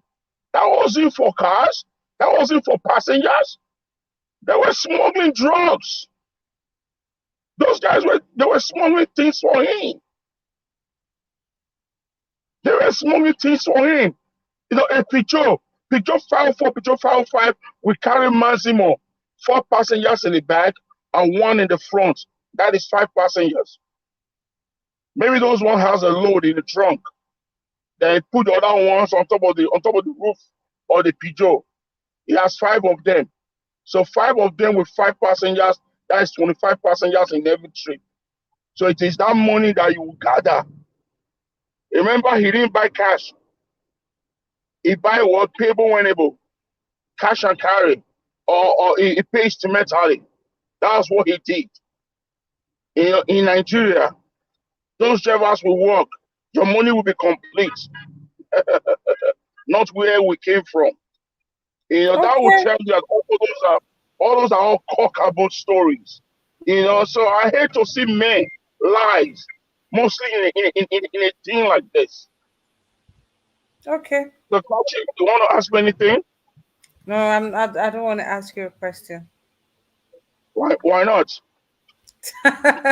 No, I'm not asking a question. Engineer Ken, thank you so much for that contribution. I was just listening to what you were saying, so I was acknowledging what you were saying. Yeah. Okay. Thank you very much. Wike. If I were Wike, I would cry more than that. You understand me? If I were Wike, I would cry more. Wike has every right to talk. He has every right to cry out. You know, and I want to talk to my governor too, Obaseki, that he wants everyone in Edo State to start having an ID card. You know, it's a very, very good thing. You know, thank God for Nigeria Watch family. Thank God for Israel and good comrades that they brought in that suggestion right from day one, and we all key into it. You know, and I'm so happy that Obaseki is doing it. And this would be my advice to Obaseki. Anyone that wants to have an identity card in Benin has to have a proof of address. They have to have a proof of address. Where are they recycling in Benin? Who are they? What family do you come proof from? of their origin to that land. They have to prove it. There must be Who was their origin to that land? You know, if he has to have a body that will go and check them. And that body has the people that is going to employ on that body, let them be all Bini tribe. Bini tribe as Edo, Esan, Esako, AUG, Afema, you know, all those 5 or 6 major Bini tribe has to be the one to work on this department so that the bad ones and the bad eggs that we have in Edo State has to be flushed out. Because the time is now. The time is now. Edo State is sitting on a keg of dynamite. Big time. Edo is sitting on a terrible keg of dynamite. I have been preaching this for the past 2 years. And I told us, I said, listen, Edo is going to be a safe haven for this Fulani S-men. You know, I draw out the whole map where they are coming from, and they are all navigating through the what they call this wire again, this barbed wire that they run. No, not barbed wire. This voltage wire. This 200 of something voltage wire that they run across Nigeria. This high tension cable. No, that's their footprint. That's the way that power line. Power line, thank you. It is under the power line that they are using at their trade zone into Edo. From the north, that power line. From the east, that power line. From the southwest and south, that power line into Edo. I said it before. That is why you see there, because that power line, when it passes through bypass. That was why they had to create bypass through that power line. You know, that was how they got that bypass. And that is where they are passing through. So they know where to get them. But they won't do it because some men, some big wings in that country are cashing out. They are cashing out from this Fulani X-Men. They are the ones that are doing it. They are cashing out. The money, the ransom those people are paying, they're not spending those money in the forest. Those money is going to someone else's account. So who is taking it? Buhari need to answer us that question. Who is taking those money? The Attorney General of that country need to answer that question. Who is taking the money? The IG, Inspector General of Police, need to answer that question. Who is taking that money? The Minister of Defense needs to answer that question. Who is taking that money? The Chief of Army Staff, the Chief of Naval Staff, the Chief of Air Staff, they need to answer that question. Where are the money going to? Who is cashing out all this money? You know, they are eating from the both left and right, eating from the kidnapping business, then eating from the ransom, and they're also eating from the army. So any military materials that they're going to buy, the government will give them money. That money will be shared among themselves. You know, Okay. Nigeria has one of the best infantry soldiers in the world. One of the best. I was once a cadet into the Defense Academy.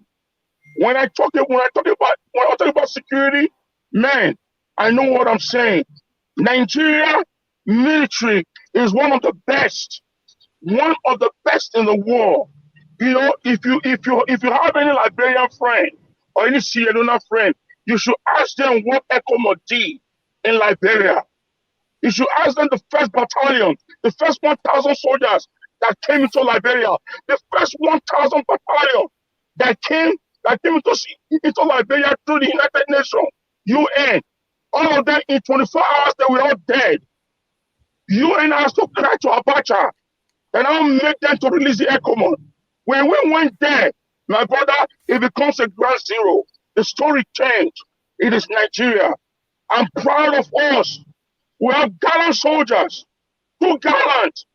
But the army generals and the so-called politicians, they are using their lives as a toy game.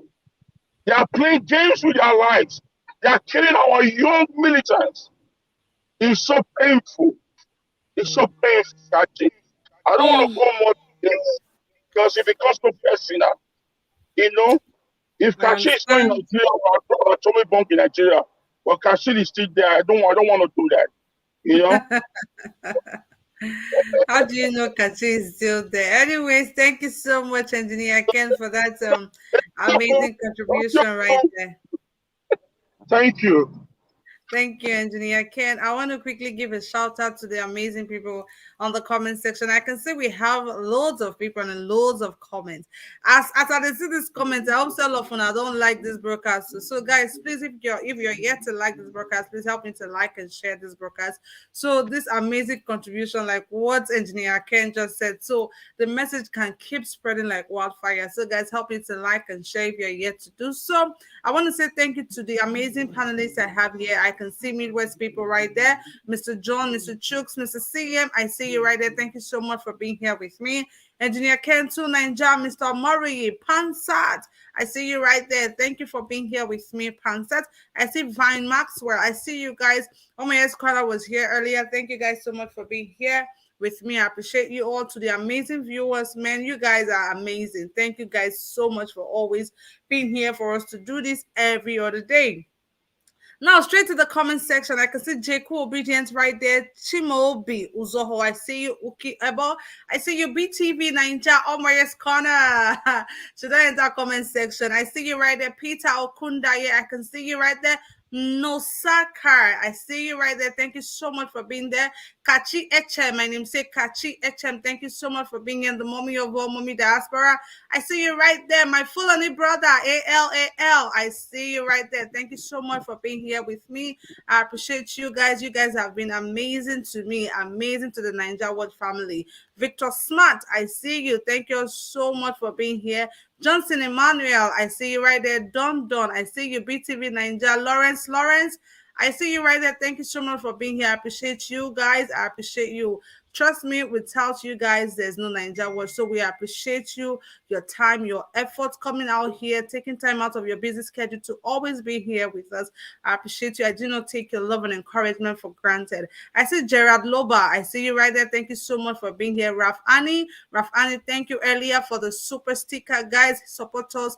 Click on the super sticker, support us with anything you can to keep this message going. We put a lot of resources to make this media, be alive today. So guys, support us with anything you can. I see Rafani right there, Jacob Obedient, Rita Adams, Unstoppable. I see you. I see Ant now.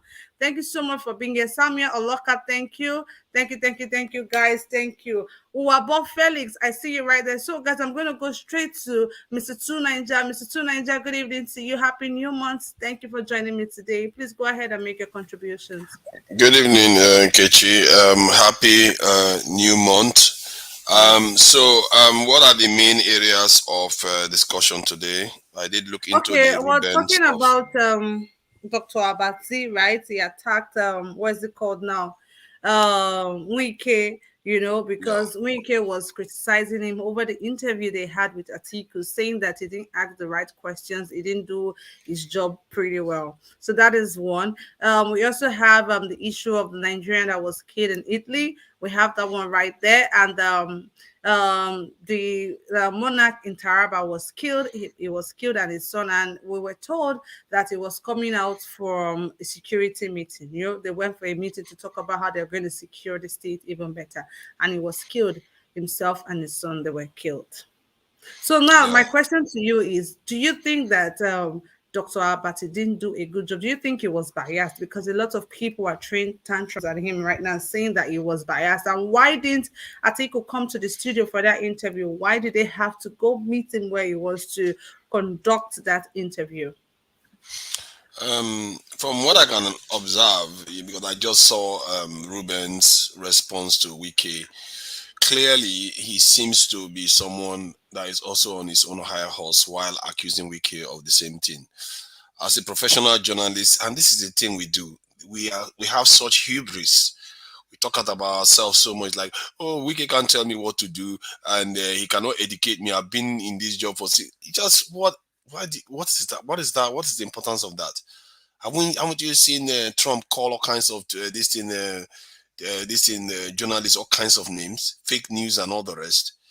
And this guy just comes out knocking back at a former presidential candidate when he's supposed to be professional. It's the way people practice stuff. My God, our egos, man.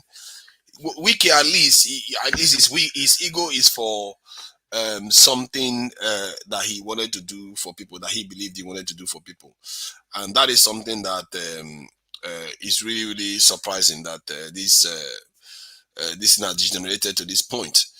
For whatever you like, it's almost as if there's a perversion of realities going on in the country right now, where all the people with virtues are the ones that are not getting anywhere. The rubbish ones are the ones that they want to elevate. This Reuben guy started the Scott talk and talking about what Wike did for PDP party and just brushed it aside as if it was nothing. I've said this before. Loyalty is the holiest good of the human heart. That guy gave loyalty to a party not because he should be entitled to it. He also worked for it. He didn't entitle himself to it. Compared to that old man that competed against Abiola how many decades ago, that feels like if he doesn't win presidential election, even all his mates have decided that, you know what, enough is enough. Obasanjo, IBB, all of them want this article in that place. Neither do they want Tinubu. All these old men won't go away. They can't even have younger people take their position. Then this useless man comes in, and when he wins, instead of him to show some sense of grace, he even has to be a sore winner. The whole thing is a perversion. You win something, knowing full well this man, when you were busy perambulating from one party to the other, this man was the guy that was there keeping the whole thing together. You inherited it in a way that you don't even merit it when you think about it. Morally, he shouldn't even be there. Given the timing of the country, he shouldn't be there. We need strong people in office, not Atiku that is there to enrich himself further. Wike is, for whatever you can call Wike, you cannot say Wike is not a strong character. He's willing to do the hard thing that nobody wants to do. And this man, single man, decided that he's going to be in the way of this in Wike, and he may never win this election. He doesn't even stand a good chance of winning the election. And he just went there to spoil. Such vanity. And then the Reuben just started attacking Wike just because Wike is feeling sore and all that. Yes, maybe Wike is a little bit overdoing it, because Wike is always a drama queen. He likes to talk about stuff all the time. But he is also entitled to some of those. He's also entitled to some of those. Trump didn't do anything for anybody when he was ranting about all the things that he wanted. At least Wike did some things. He helped keep that party together when it was needed most. And he also was working very hard for Rivers State. I saw some of the stuff he did where he put up this thing, ransom or award for people that caught criminals of the state that were terrorizing the state. He literally caught all the big wigs that were terrorizing the state with criminal activity in the state. When it turns out that there was a massive level of bunkering that was going on, he went all out again and completely seized that this operation. This one, when he wants to take action, he takes action quite rapidly and quickly, and things happen very, very quickly. And you need people like that in the higher echelons of power. And what did this guy do? Try his best to crush him. And then a journalist is coming and mounting up. That journalist has been there doing it since 1985. What has he accomplished for the country with that kind of questioning that he has done so far? All these people, they just talk and talk and talk. The people that we need are people that actually take action. And the people that actually take action, that's the one, that idiot had the gall to talk and, act as if he's got a lot of mouth to talk. I'm sick of people that just talk, aggrandizing themselves. At least Wike can talk and actually do stuff. And most of the time, the people he's looking to do the stuff for is ordinary people. That's why the elites don't like him. It's mostly the ordinary people. Even if he, let's say, he steals money and to make himself richer and all the rest of it. Yes, he does that, probably. I don't know. But the point is that his heart is in the right place when it comes to the people. I've seen Wike walking on the street and getting people arrested because they're not following the rules. You miss COVID-19 this and he goes and breaks your hotel. We need people that take action in Nigeria. Even Obasanjo said it the other day that sometimes we need a mad leader in office, and this Atiku single-handedly went and thwarted it. You can say whatever you like about Wike. This was his first time of running for presidency, and he came close to beating a guy that ran against Abiola. That is how close he came. And if some southern leaders had backed him, maybe he would be on his way to the presidency right now. He probably would have been on his way to the presidency because at Tinubu doesn't have any chance against Wike. No chance, because he's the polar opposite. Wike is full of energy. Tinubu is like literally in coma. Wike will harass him to death.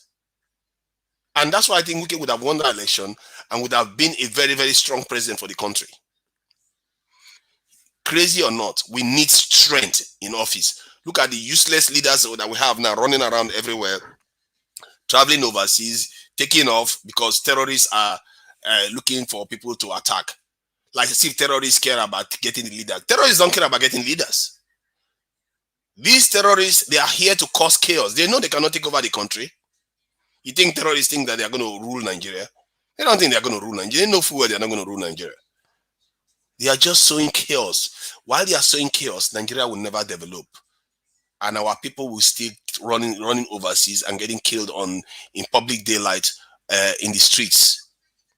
About 3 weeks ago, it was not when that Africans were slaughtered, killed at the border to Spain.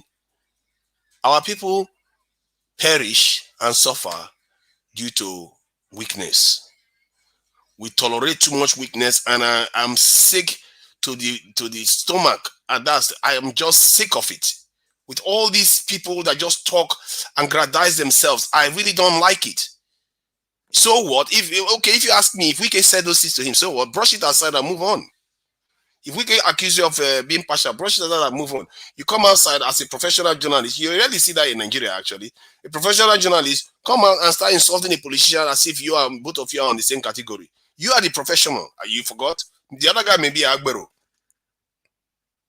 This is why I hold ASU lecturers accountable too, because they are the professors. The leaders are Agberos.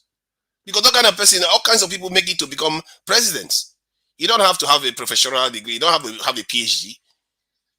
Anybody can make it there. As long as you can convince the people and knock a few heads together, you make it to presidency or governorship.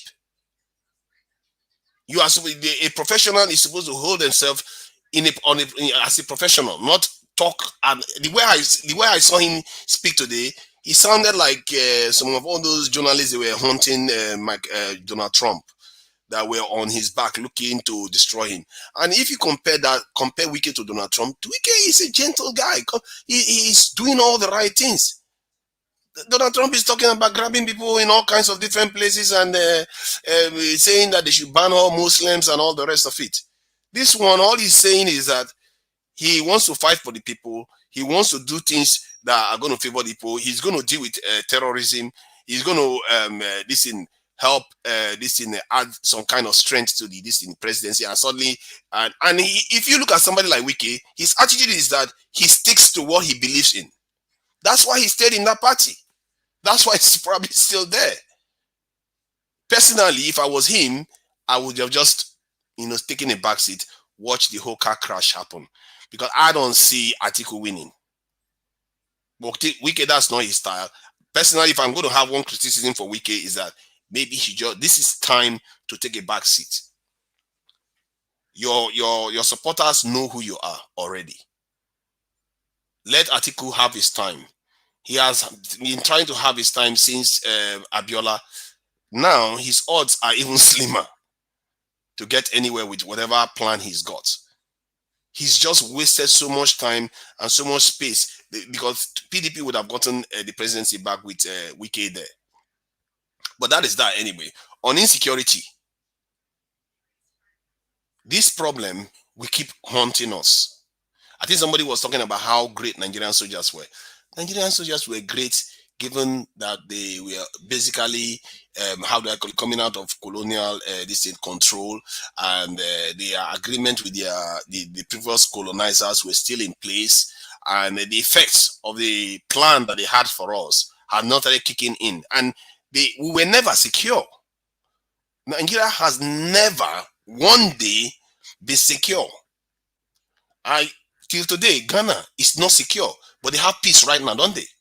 It doesn't mean they are secure, but someday the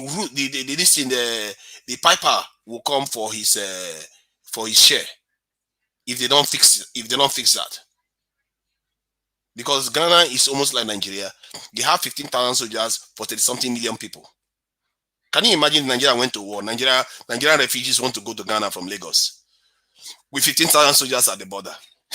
Hey, God. They are just going to push all the 50,000 soldiers. It just only have a tiny part of Ajegule will literally take over Accra. That is the pitiful nature of how our countries secure themselves. Nigeria has never been secure. Maybe we were having peace. Peace doesn't necessarily mean you are secure. It just means that the day you need that security has not come yet. And now we need it and we don't have it. Better to have it and not need it. That mistake we've made, we need to fix it. This mistake didn't start today. We've been making these mistakes for hundreds of years now. And it needs to stop. Somewhere along the line, we have to say enough is enough. Because this time, I think what is happening with all this insecurity that is happening, they are kind of, how do I put it, conditioning us now. Either for a military takeover, or a form of more aggressive colonial interference. That's what terrorism means. Terrorism is meant to keep a country underdeveloped. That is their job, to keep you underdeveloped and give power to the elites. In the case of Nigeria, the elites are not even getting power because the terrorism, they are not the ones controlling it. People like to think that they are the ones controlling everything to do with terrorism. No, they are not. Anybody that thinks that they are controlling terrorism, they are joking. They don't know what they don't know. But my brother, may I ask you a question? Go ahead. Is it permitted? Okay. Can you remember that the terrorist that was one time terrorizing Ethiopia, Somalia, it gets to a point they seized the entire country, and it took the effort of the entire African Union to liberate that country from them. So look at what was happening in Syria and Iraq. Looking at America going down, looking for a way to exit Iraq. and problem with Saddam. What is his name? This Syria president. You see how these ISIS, they came from nowhere and seized the entire territory. So we should not undermine them of having a dream of seizing the entire country. They have it. Underestimate. They are only waiting for a moment of a full weakness. That is why they are testing every angles of security measure, and they will do that, my brother. There are large portions of Nigeria for over 2 years that pay tax to these people. If you don't pay, you don't farm. Go and ask people in the north. Are they not already in charge of that territory? Just because the government don't want to talk. So you can also say, so you should also think that if you are saying they don't, because you said they are not interested to seize the country, man, they are being motivated with something that is driving them, that they believe they can establish a country that fits their faith, and that is what they will do. And a lot of Amanjiri is right for that. See, the reason why I think that is not possible, one, half of the country is Christian, that's just one. And secondly, even in the north themselves, these bandits, the terrorists are actually far smaller in number. But when we talk about the bandits, many of them are actually fighting each other. There is Fulani and Hausa war going on in the north too. There are skirmishes going on in all these, like Zamfara, Taraba. It's not only all of them that are after ransom. Some of them is just vengeance because their people were killed and their cattle were stolen, whatever. My brother. Hello. Yeah. Brother, listen, in Benin, in Ora, in Benin, where they are mining gold from, in Ora and Benin, for the past a year plus now, Fulani, they are the one ruling there right now. Mining those gold. People that live around there, are found around there, and paying them every month to go to their farm. In Benin. That is the kind of stuff that was happening in the South. As a matter of fact, maybe still happening now, where they go and get the oil bunkering, they tap the oil. You hear about all the explosions now. I think the last one happened in Imo or something like that. So you hear this type of stuff going on all over the country. But the point I'm making is that these people that are doing these ones for Nigeria, there are different types. Like in Egypt, they have them. But Somalia is slightly different because one, the Al-Shabaab were more like a minority group in the country. Like they have a big presence in the country, and they actually are the same religion too in that country. That's another one, and the same ethnic group in that country. So this is another thing that people should learn from Somalia. I think that guy brought up Somalia. Somalia is one ethnic group, one language, one religion, and they fought one of the most bitter wars this thing going. It tells you that the issue of a country doesn't necessarily stem from diversity. It comes from the people themselves not realizing that they need to do certain things. They need to put certain things in place to force the country to be stable and cohesive. Because in the case of Nigeria, there was a time they wanted to pass a kind of hate speech law, but Nigeria shut it down. But what they don't understand is hate speech law stop leaders from being too tribal and dividing the people. While the people are not divided, the people are working together. When the people are working together, they are fixing problems.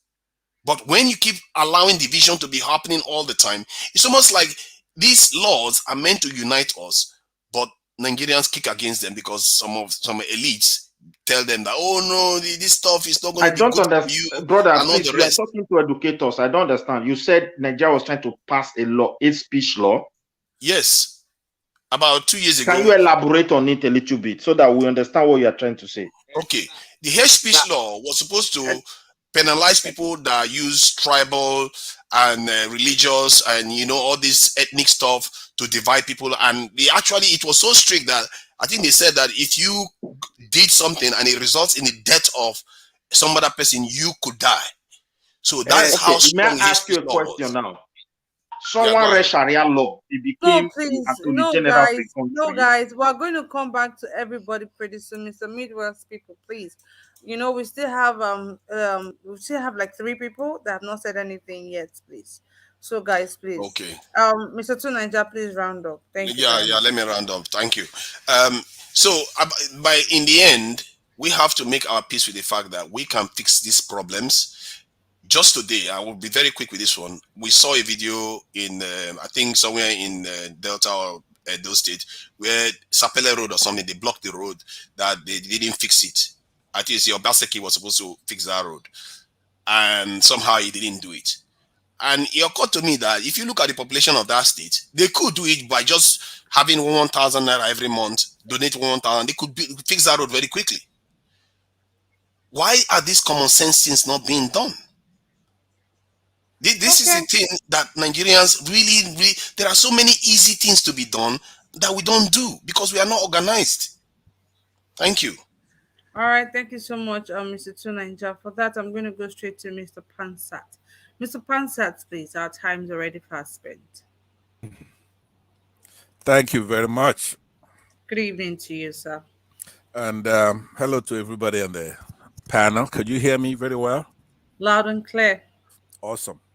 So, I was on this platform about 2 weeks ago. And at that point, there was a discussion about Wike. And I was quite negative about Wike. I posed the question, where's his army? His noise making, some of the times doing it in a flowery way. I like the way he talks. And things like that. And believe it or not, I was quite uncomfortable doing it on this platform because at that time, nobody really want to hear anything bad about Wike, especially from the section of the country that he's from. Me, myself, being an Igbo man, I can't talk about anybody. I can't talk negatively about anybody. Then I'll be condescending along with all the things that go with the present polity in Nigeria. We Igbo men, we can't say anything. If we say something, we're abusing somebody. Or somebody's not going to vote for me because we talked. So I'm happy that it's coming around. 2 weeks ago, I likened him to FFK. I used to marvel how FFK, he has a criminal case, but he will be insulting the Fulanese, he'll be insulting Buhari in vile language, and very courageous guy. And he's flying around from Abuja to Lagos to the east, to everywhere. He's in everything. He's insulting the Hausas and the Fulanese, Muslims. And I used to say, hey, this guy is a courageous guy. Who says the Yorubas are not, that are cowards? This is a guy who's talking the way that should be talked. Only to find out maybe a year or two later, this guy's on the other side. He's on the other side.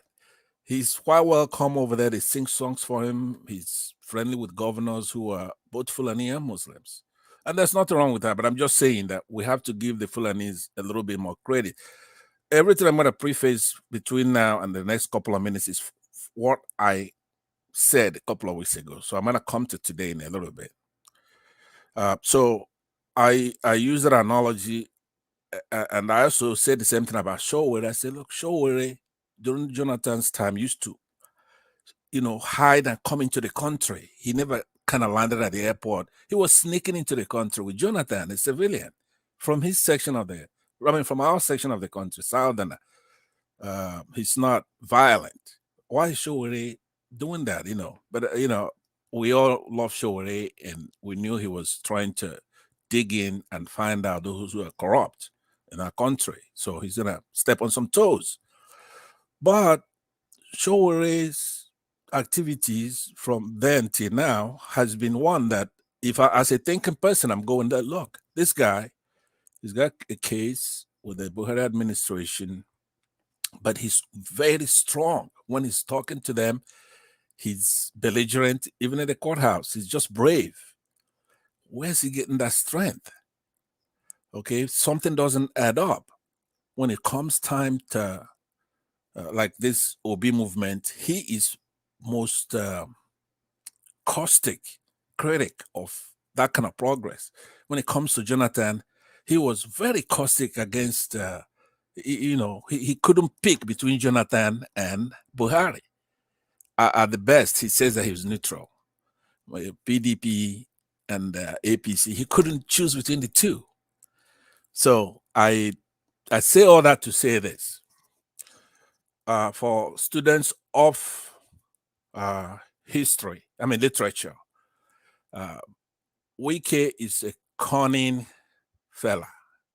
I mean it in the adjective sense. He's crafty, wily, guileful, devious, sly, scheming to achieve his goals. That's also in the noun sense. Now, when you say somebody's cunning, you could mean it in the nefarious sense, which is what I'm using it for, not in the sense that it's attributed to, say, Athena of ancient Greek mythology and religion, you know. So Athena was a goddess of war, handicraft, and practical reason. Up to today, he's, as you know, the daughter of Zeus. He's said to have emerged from the four heads of Zeus. We didn't have a natural mother. So Wike, during the heat of attack on IPOB, he sold out the Igbos, not the Igbos of the southeast. That's by extension. His own fellow citizens, people he's supposed to protect, knowing that the venom from the northern cabal, I guess it's not everybody, but it's most people from the north want to see the southeasterners humiliated at best. But he went out there and he killed a lot of our people. He denied his ancestry, that he's not an Igbo person. He has nothing to do with Igbos, and everybody's cheering him on. Now, I would, at my own forum, I would have emphasized that more. But because I know where I am, I'm not gonna go there. I'm gonna try to round up. There's a lot of people here. But what is Wike's strength? Why is he a hero? During the Jonathan administration, Wike was a minister of state for education.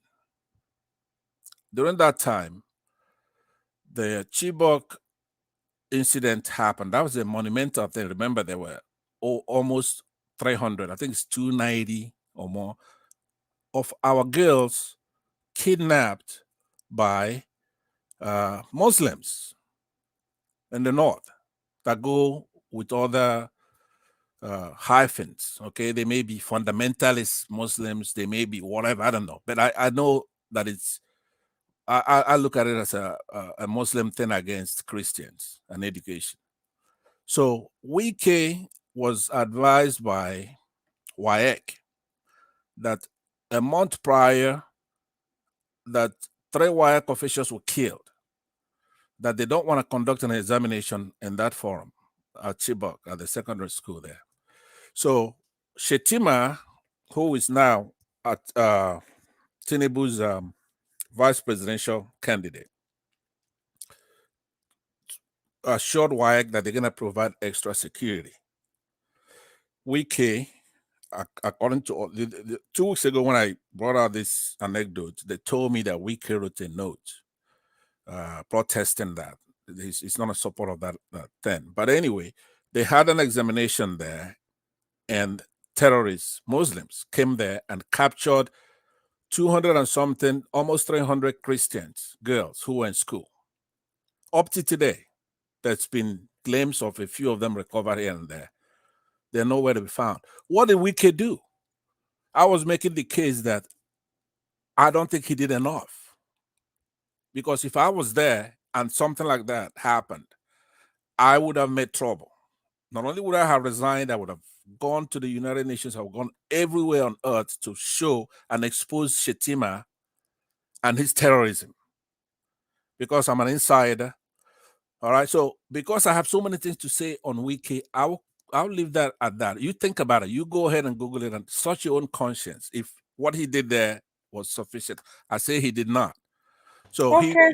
Yeah, but let me just Can you conclude my provide remarks. links for all your this thing, because you're making a lot of allegations here. I am making a lot of allegations. All you can do as I'm concluding, just Google it. Type in a few keywords like what I just said. Okay, Provide a link here is in the chat this thing so that we can actually verify what you are I saying. I understand. No, but I cannot come up here and make such an allegation against him. I'm saying Google it before I Okay, conclude. yes, well you can just provide the link on the private chat. There's a private chat right now that everyone on the panel can Okay, see.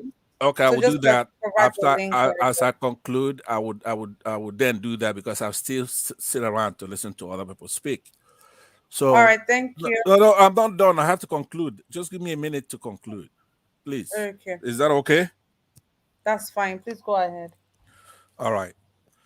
So now on this present issue of his candidature, he's running. First of all, I asked earlier. I'm posing a question. Where's his army? I'm 6'5", 280 pounds. By stature, Wike is a small guy. He doesn't have an army. You're insulting the Fulanese, you're insulting Atiku, you're insulting senior citizens. But guess who he has never abused? Tambua. That's who stuck the knife in his back directly. If he had gotten Tambua's vote, he would have sailed through. Tambua is his friend, quote unquote.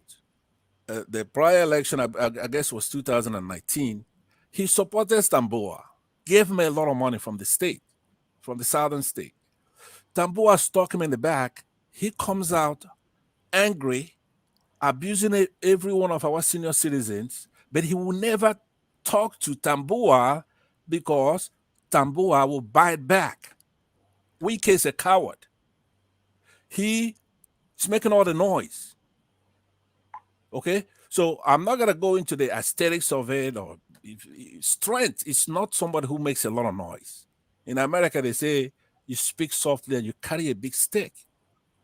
He doesn't have an army, so the only army he has is to collude with Fulani military to kill a lot of our people in his state, and everybody else is cheering him on.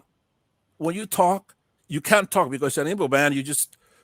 You're tribal, you are condescending, you abuse people, you do this, you're an Igbo man, you do this, But after decades and decades of Nigerians getting it wrong, from Aburi Accord, when we wanted to restructure, to us fighting a war without preparation, we fought a war against the entire country because of the same issues. Do we get a respect for that? No, we don't.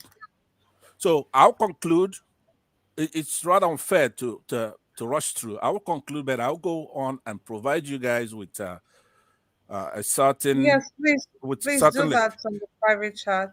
Okay, I will do that on the private chat. And one of the I want you to be on the lookout for a particular link I'm going to send to you, which names. It's an American think tank with the acronym GATE. Look out for that particular article because they're naming those sponsoring terrorism in the country, and Tinubu is going to be on the list with Rufai. Thank you very much. I'm going to sit around. No, thank you. All right, thank you There's so no much. Wike. No, All right, Wike is not on that list. But Shetima, okay, thank you. Thank you very much, Mr. Pansat. We await the link. Please drop the link right there on the private chat. We'll scrutinize, go through it, because before bringing it out to the public, we only give verified information right here because we have a lot of people watching, so we cannot exactly mislead the our audience. Thank you very much once again, Mr. Pansat. Our time is already far spent. Mr. Omori and let them say you guys came late, but I'm going to give you guys the opportunity to speak. I'm going to start from Mr. Omori. Mr. Omori, good evening to you. Happy New Month. Good evening, Kachi. Happy New Month. Thanks for having me. It's always a delight to be on this show.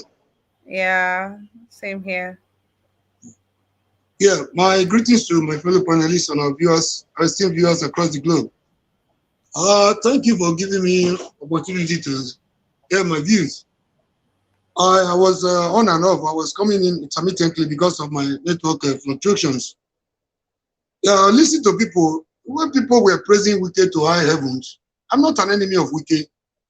But we have to be very wise because over the years, we have made ourselves so gullible to these politicians. You know, we've made ourselves so subservient and so malleable for these politicians to manipulate. We should be able to decipher, we should be able to draw the line between those that are fighting for their selfish interests, their party affiliation, and those that are fighting for us, Nigeria. If we continue the way we are going, we might make another mistake again. Wike is greedy. Wike is fighting for no other person than himself and his PDP party. You know, I watched Wike on the Arise news, you know. I was on this program about a few days ago. I applauded Wike for big camp for some time. I said either he has reduced his dosage of what was intoxicating him before the primaries, or he has started listening to his managers, those that are packaging him. Now, I also advise Wike to be more strategic this time around, to strategize more and talk less. He's in a very precarious situation in his political career. The way he goes about it, we don't make or mar him. If he has already made up his mind to go back to PDP, that one is very obvious. That one is clear. Somebody that loves his own party more than his people, more than Nigeria, he loves himself and his party more than Nigeria. What is even in PDP for somebody to love? What has PDP done for Nigeria since 1999? For the 16 years they were in power, what does Nigeria have to show for PDP in power? That somebody has to die for PDP. That somebody has to love PDP more than his wife and his people. I'm not getting it. You came on a Rise interview. You have not been speaking. You said you were calm. Silence, they say, could be golden. But sometimes, according to Wike, if you allow lies, you know, uncountered, to continue for too long uncountered, people may begin to see it as a truth.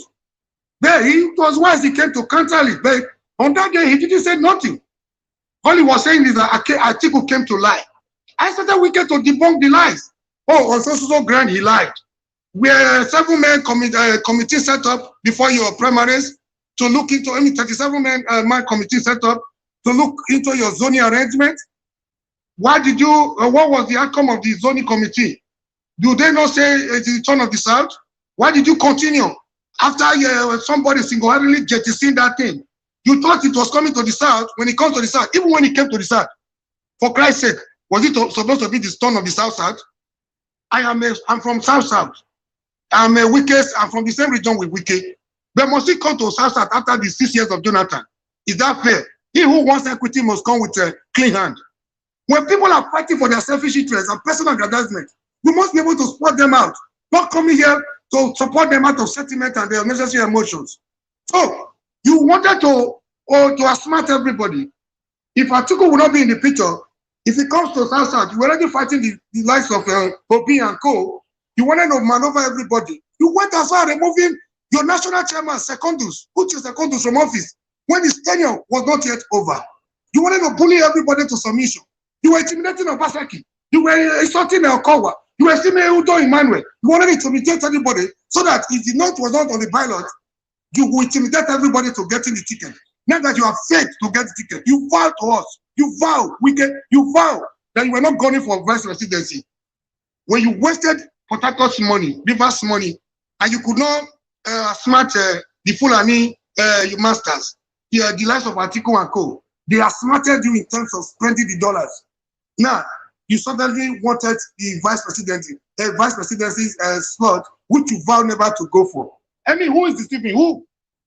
Who is deceiving who? You fought everybody around you in the South. You went into a primary with a divided house, and you wanted to be victorious. Who does that? Now, let's come back to the interview per se.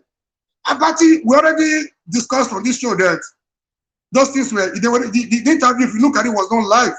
So, what transpired between Abati and his team and Atiku were teleguided. They must have been edited before they came up with that version that we saw. We already castigated that they were not, they did not go deep enough into some serious questions as expected. That being said, was it right for Wike to come on the national television? I mean, you could say journalists should do more in terms of investigative journalism. That would be understandable. Attacking the person of Abati, the way he just was so. I mean, it is, I'm not going to blame you for being one time head of a motor park. Now, the wicked that was the head of a motor park at Obiakbo local government, my three Obiakbo local government should be different from a wicked that was the local government chairman in that same region. It should be more different from a wicked that is even a governor and I wanted to be a presidential material. You don't talk to people the way you talk to people when you were in the motor park.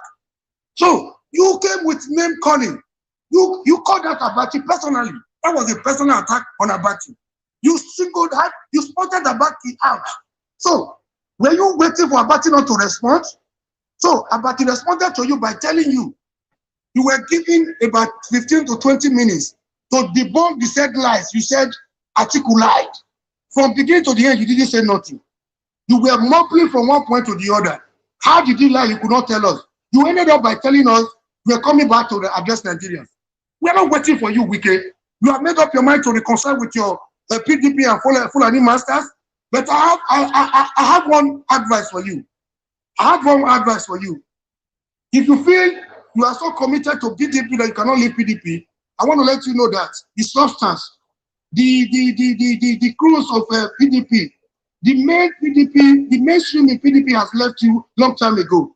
No matter what they promise you right now, I prefer you work with your brother Peter Olobi. If you were actually working for our common good, for the common good of Nigerians, if you are not working for your selfish interests and personal aggrandizement, work with the people. The people are tired of your party, PDP. People are tired of APC. Now you are going back to reconcile. You spending people forward. They were meeting. Was it yesterday? Only this morning. They have reconciled. He's going back to PDP. If you are going back to PDP, it is your home. You have never hidden you have never put anybody in doubt to show your love for PDP more than the interest of Nigerians. Walk quietly to your PDP and work with Atiku. But I assure you, the consequences are there for you. They know your arrogance. They know your ambition. They know how you want to lord it over everybody. Now, they're not going to give you that chance. Going back to PDP, I submit again, like I said before.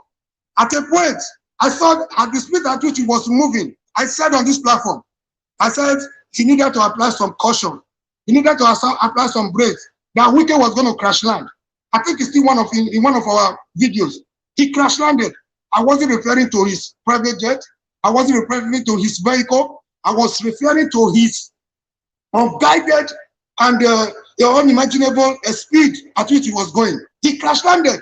Now, this is another opportunity to identify with the people if you really mean well for Nigeria.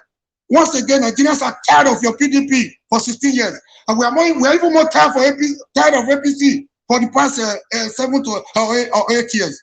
So, you have made up your mind to go back to PDP. You are going back to PDP. Go back to PDP quietly. Don't insult anybody. Don't fool any of us. Okay. Because we can never be taken for a ride.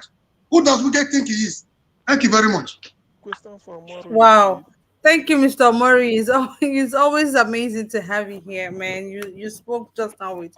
I'm sure you spoke the mind of a lot of people, because if you check the comment section, everybody's feeling what you're saying. Thank you very much, Mr. Mori. Sorry, Kechi, the link that was sent, I checked it out, and I don't know how that it kind of accuses Wike of being responsible. Well, I've not gone through it yet. We have not gone through it, but we'll definitely check it out. We'll definitely check it out. Madam, the thing, to reach my turn. Let me also say something. I would like to also discuss it with you when you do check it out to Niger. Like I told you yesterday, you're gonna have to, Mr. Pansat. Yeah, Mr. Pansat, let me just. we have to. No. Please, we have to go straight to the next person we have here. Please, our time is already fast spent. We've done more than 4 hours already. So I'm going to go straight to let them say. Good evening to you. I had question for Moru. Good evening. You're asking Mr. CM. We still have like 3 people that are yet to say anything. Let them say. Please make it fast. Thank you. Good evening to you, sir. Good evening, all the panelists. Good evening, Najawash, and the viewers and commenters. Well, the topic says Wike and Abati. Anyway, I did not really watch the video. I have not seen the video. But let me debunk something that one of our brothers said, that Wike deny his origin. Wike never deny his origin.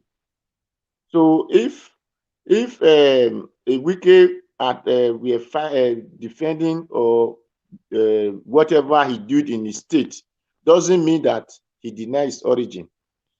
What the purpose of saying Wike did not resign because students were adopted? It was not even the school chairman or whatsoever called. According to what they have said, it was assistant, it was the vice. Since they have been adopting Nigerians or the Christians, Osinbajo, which is a pastor, has not resigned from office. Since they are not paid tax, they have not paid the teachers or what the professors, Osinbajo, which is a professor, has not resigned from office. Since they have been killing militaries, Buhari, was a former military, has not resigned from office. So we should not put hatred on persons. Anyway, for Wike, after all, is a party man. Whatever he see in his party, he has to bear it. And for the journalist who said he's a journalist, for me, I doesn't see if Nigeria have journalists. I always see one man, and what is the name of this man? Sheun Kimbaloye, as a journalist, a little. What I call the rest is just join the list, not journalist.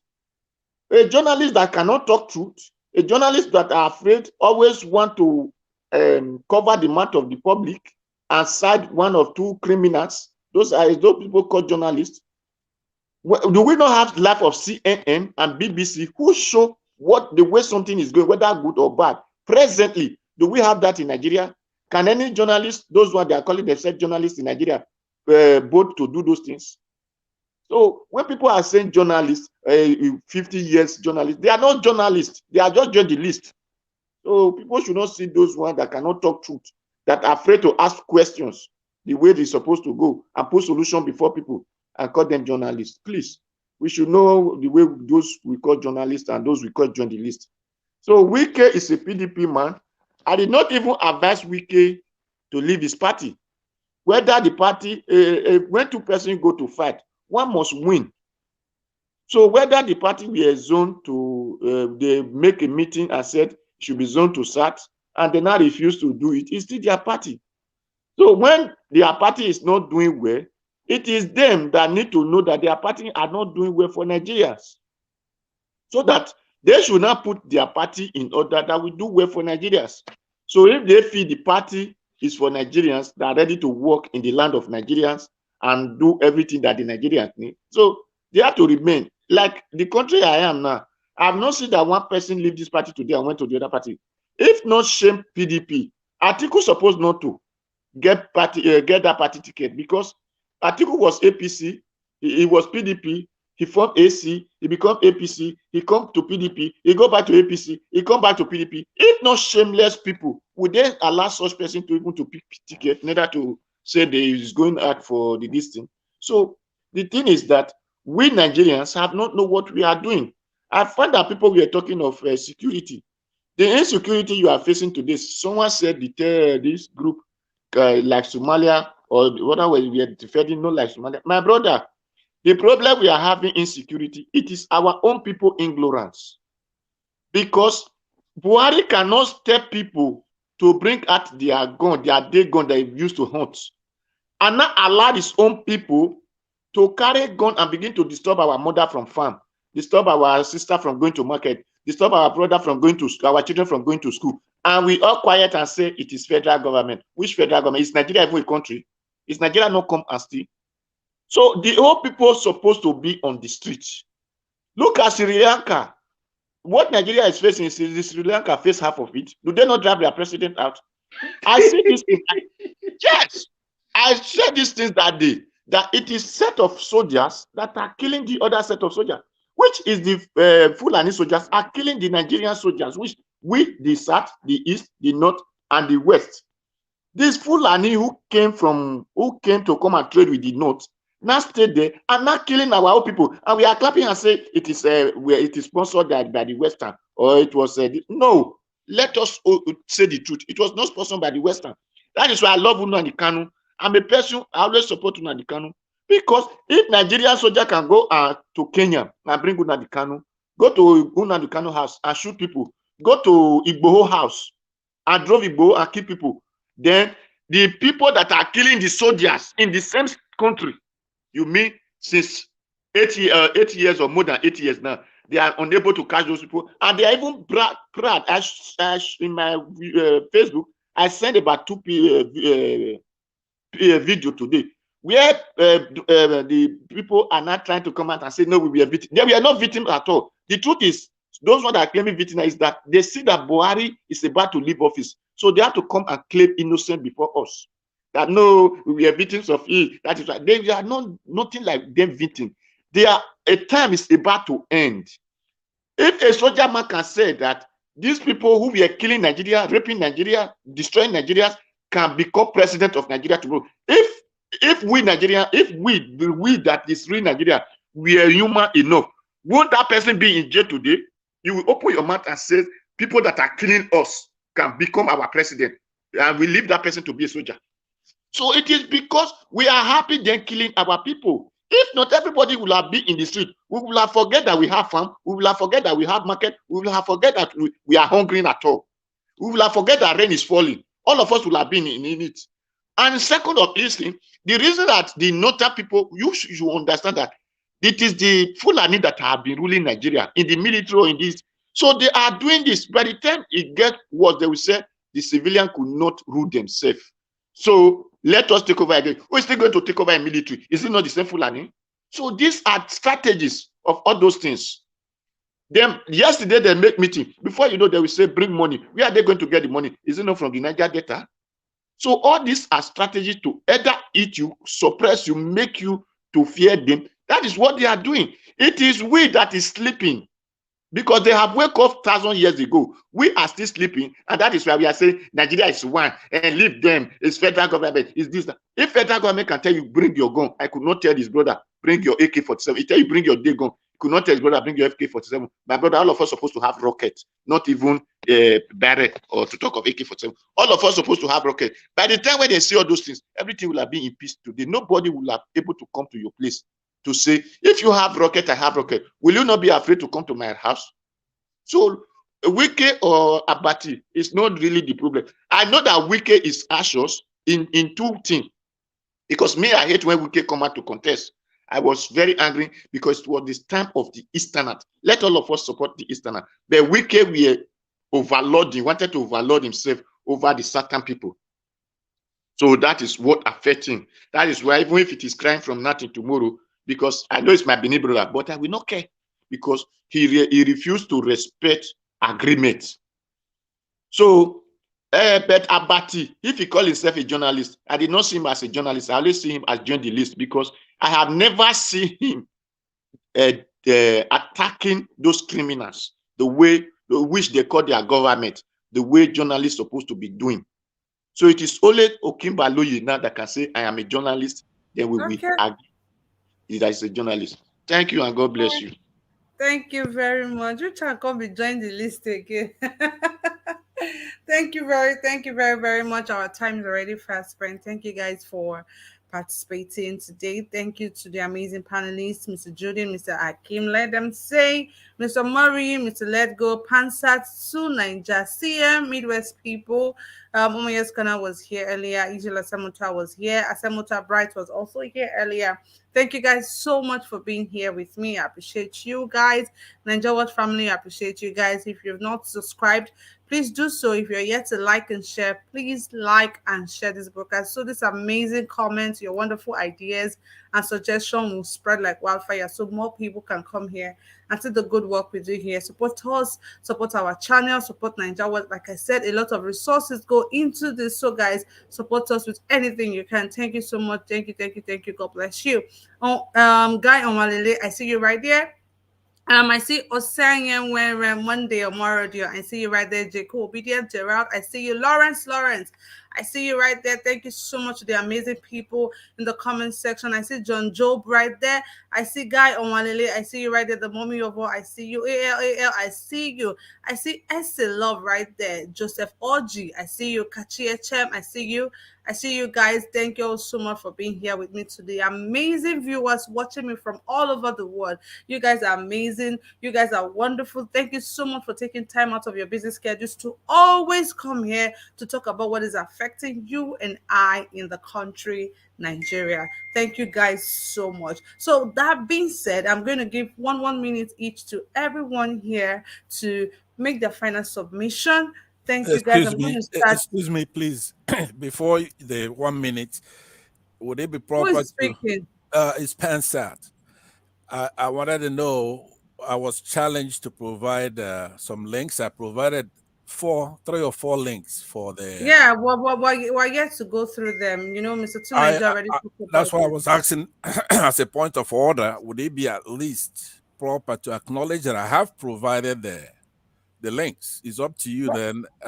Yeah, we already said that. I already said that. I don't know if you heard. I already said we're going to watch, scrutinize, and see what we bring out to the public, because we'll only bring verified news here because we have a lot of people watching us. We cannot mislead the audience. I already put that out there.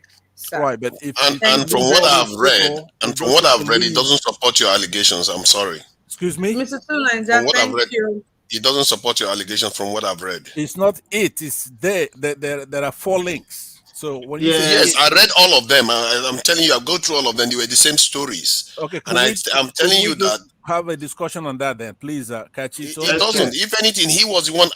Kashi, let me also say something. I'll be here. Yes, I'm giving everybody, we're going around the game for the second time, so I'm giving everybody 1 minute each to just round up. Please, guys, don't interrupt me again, please. Thank you very much, because I try as much as I can not to interrupt you guys when you're making your comments and sharing your suggestions. So thank you very much, please. Okay, I'm going to start first with Mr. Akim. Mr. Akim, please. 1 minute. Good evening, my sister. Thank you very much. I know you're giving me 1 minute because I came late, because I've not really said anything. This is my first time talking, but it's fine. I understand that there's no time anyway, so it's fine. Thank you to everybody on the panel. Just want to say, regarding the Wike matter, I don't understand why it is an issue. What they are doing is a party issue, so it has nothing to do with any of us. Whatever problem they have is within the PDP family, and whichever way they want to resolve it, it is also their own problem. So the idea whether Wike say Atiku lies or not shouldn't be my problem. It should be nobody's problem. Atiku is a grown-up man. He has his own people, his representatives. Let them come out and defend him and say he didn't lie. So it's not up to us to be saying who is telling the truth or who is lying. I will say that I'm quickly going to say something that when we are making submissions sometimes, there's a lot of divisive tonation coming out of us. Using words like Fulani masters, Fulani this, that. You know, I don't think sometimes this word they are called for. There are no need for it. Okay, at the end of the day, you want a Nigeria, a united country, but inside your heart, you don't believe that we are one people. So I don't understand how people practice those kind of mentality within them. Because at the end of the day, the only way you will have one country is for us to believe that, yes, we have our diversity, but then we are still one people. We are one black race. So regardless of our religion or our ethnicity or our cultural background, we are from one country. Nobody hold a Fulani passport. Nobody hold an Igbo passport. Nobody hold an Edo passport. Those people still have the Nigerian passport. Everybody have one Nigerian passport. If you travel out of Nigeria today, they ask you, where are you from? You don't tell them I'm in Fulani anymore. You said I'm in Nigeria. So whenever we want to promote Nigeria or want to promote anything democratically, we should learn to stop using language such as the Fulani masters, as if we have this hatred or this disdain for a certain group of people. Are there people within that sector that are committing crime and evil against others? Yes, fine. So it is in other tribes and people. people as well across the country. You have people from the south who are committing all sorts of crime. You have people from different parts of Nigeria that are committing all sorts of crimes. So the idea that we have become this divisive, I don't understand. We are like landlords who is destroying our house just to get the tenant out of the house. At the end of the day, it's a loss for everybody. Whenever a candidate of ours is able to go into power, they will spend more time trying to amend the country rather than facing the needs of the people. Thank you very much. All right, thank you so much. Thank you so much, Mr. Hakim. Mr. Let Go, you said you've not said anything, but you have spoken earlier, haven't you? Mr. Let Go.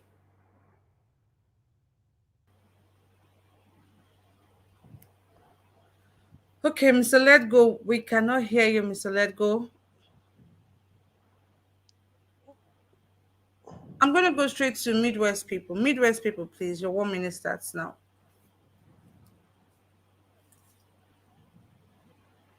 Maybe he's not there. Okay, Midwest people is also not available. Mr. CM, please. Okay. Thank you, Kachi. Sorry, I'm here. Okay. Are you hearing me? Okay, Midwest people, yes. Yeah, so I just want to thank Sorry, Mr. Mr. Hakim. Midwest. Sorry, Mr. Yeah. Midwest. Sorry, Mr. Midwest. Let me just quickly say something. Okay, I wanted to even talk about what Mr. Hakim said. Mr. Hakim is actually right. You know, we all come here to preach one Nigeria. We all come here to preach love. Insults is prohibited. Do not call anyone any ugly names and all that.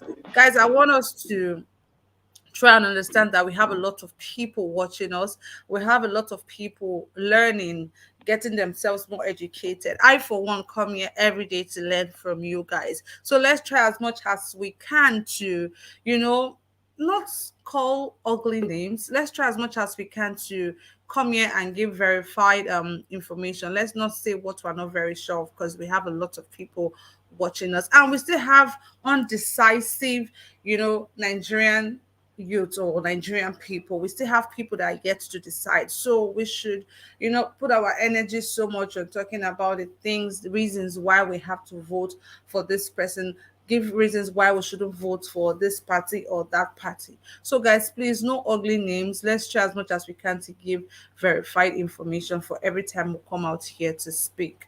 Thank you very much. I understand that, you know, sometimes we just get emotional on this platform when you just think about a lot of things happening around us. And, you know, and for those of us who are very conversant with history, you know, when you think about the whole thing, I understand that it can make one get emotional. So, but please, let's just try and be guided with our statements. Thank you very much. Mr. Midwest, please. Madam, thank you very much. Good evening. And I also want to thank Mr. Hakim so much because of his little contribution.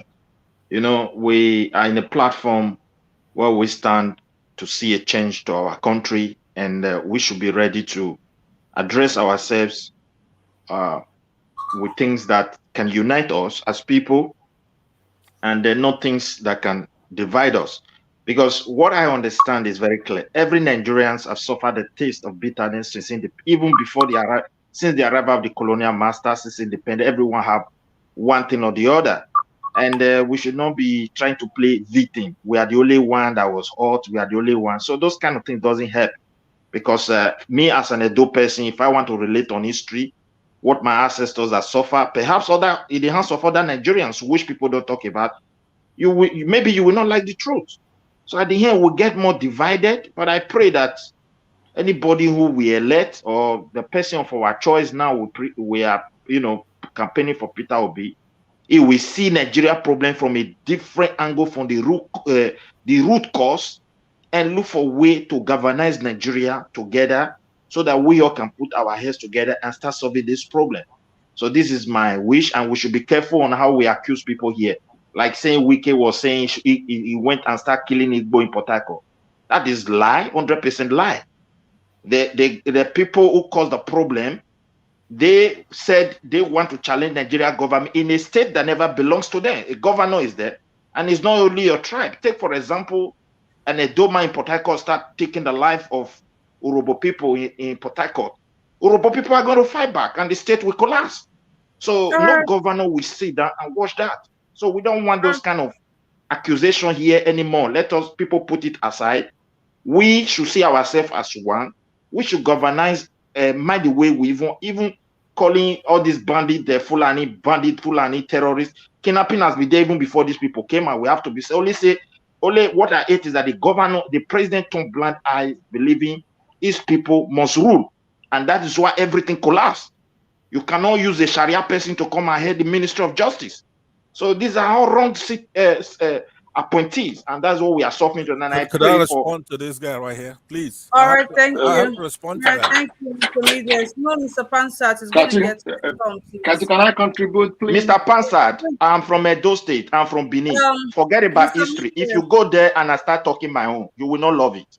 No, it's not about that. Thank you, Mr. Midwest. Mr. Pansat, please, is going to get to Mr. Pansat. You respond to your turn, please. I'm going to go straight to Mr. CM. Mr. CM, please, guys. Mr. CM. Hello. Thank you, Kachi. Is Omoru still there? Mr. Mori is still here. Mr. Pansat, please go ahead. Mr. CM. Okay. Please, it's my turn now. Let me local according to them. So let me ask Omoru. I wanted to ask you this question. Let me use my 1 minute to ask you. So when you are talking, you can answer it. Do you think that there is something when Wike was addressing the press conference at Port Harcourt International Airport on his return from abroad? Do you think that he should have used that opportunity if indeed he wanted to be objective and honest with himself? He should have used that opportunity to debunk whatever lies Atiku told than keeping telling us that he will say it, then time is going, so that maybe he needs to be pacified. Don't you think so? Thank you. All right, thank you, Mr. That is for Morui. Mr. CM, is that the question? Yeah, that is a question for Morui, because I know. All right, thank you. All right, thank you, Mr. CM, for that. I'm going to go straight to the next person. Mr. Morui, please. Yeah, thank you, Kachi, once again for the time. I want to maximize my 1 minute. I don't know if you can give me another minute for the question. Mr. CM, my brother, I think Wike think is too smart, and that he's not smarter than any of us. What they are using is just the opportunity. They are not using it well. They are misusing the opportunity they have. We know their beginning. We know how they all started. We know where they started from. They cannot continue to fool us and cajole us into fool's paradise. He has nothing to tell Nigerians. He lost Nigeria and PDP. His PDP more than Nigerians. He wants to remain in PDP. Let it quietly remain in PDP. But I can assure you, he's going to leave PDP with more shape if he works with Atiku. They know his ambition. They know how desperate he is. So they're going to place him. After using him, they're going to dump him. That is for your question. For me, my brother, for my beloved brother Akin, I think I don't like that your submission was indirectly for me. You cannot be more Catholic than the Pope. You live in Western world. You cannot be more Westernized than any of us here. People in the Western world like America, you could say Biden being the president. They made it compulsory. They have a reason. So for political convenience, to pick a black man, a black lady from a minority tribe to be his his vice president. They have a reason for that. For equity, for balance, and for fair play, a sense of belonging to everybody. You cannot come here just now and want to tell me, you cannot take away the fact that Nigeria is a multifarious, it's a multi-ethnic nation. So we have to seek a balance. And he who wants equity must come with clear. We cannot continue to be so westernized that we want to throw away our multiple ethnic and multi-ethnicity and cultural diversities. That's for that. And for Wike, we are smarter than what he's using it for. His followers, he should galvanize his followers and the little governors he has. Let's support our brother Obi. Let it be on the part of the people. If he's actually willing for the progress and development of Nigeria, let it come let it come on the side of people. We are tired of PDP, we are tired of APC. They cannot take us for a ride any longer. They have defeated us for too long. Thank you very much. Thank you very much, Mr. Omori, for that. I'm going to go straight to Mr. Pansat. Mr. Pansat, please. Yes, ma'am. Thank you very much. You're doing a fantastic job, as always. And this is a great panel. I want to talk to the gentleman. I can't see the name. First of all, let me first associate myself with the remarks of the last speaker, Mr. Murray. His voice is booming all the time. Even sometimes when I fall asleep on one of these platforms, when I leave it on and I fall asleep, I could hear when it's his turn. It normally wakes me up.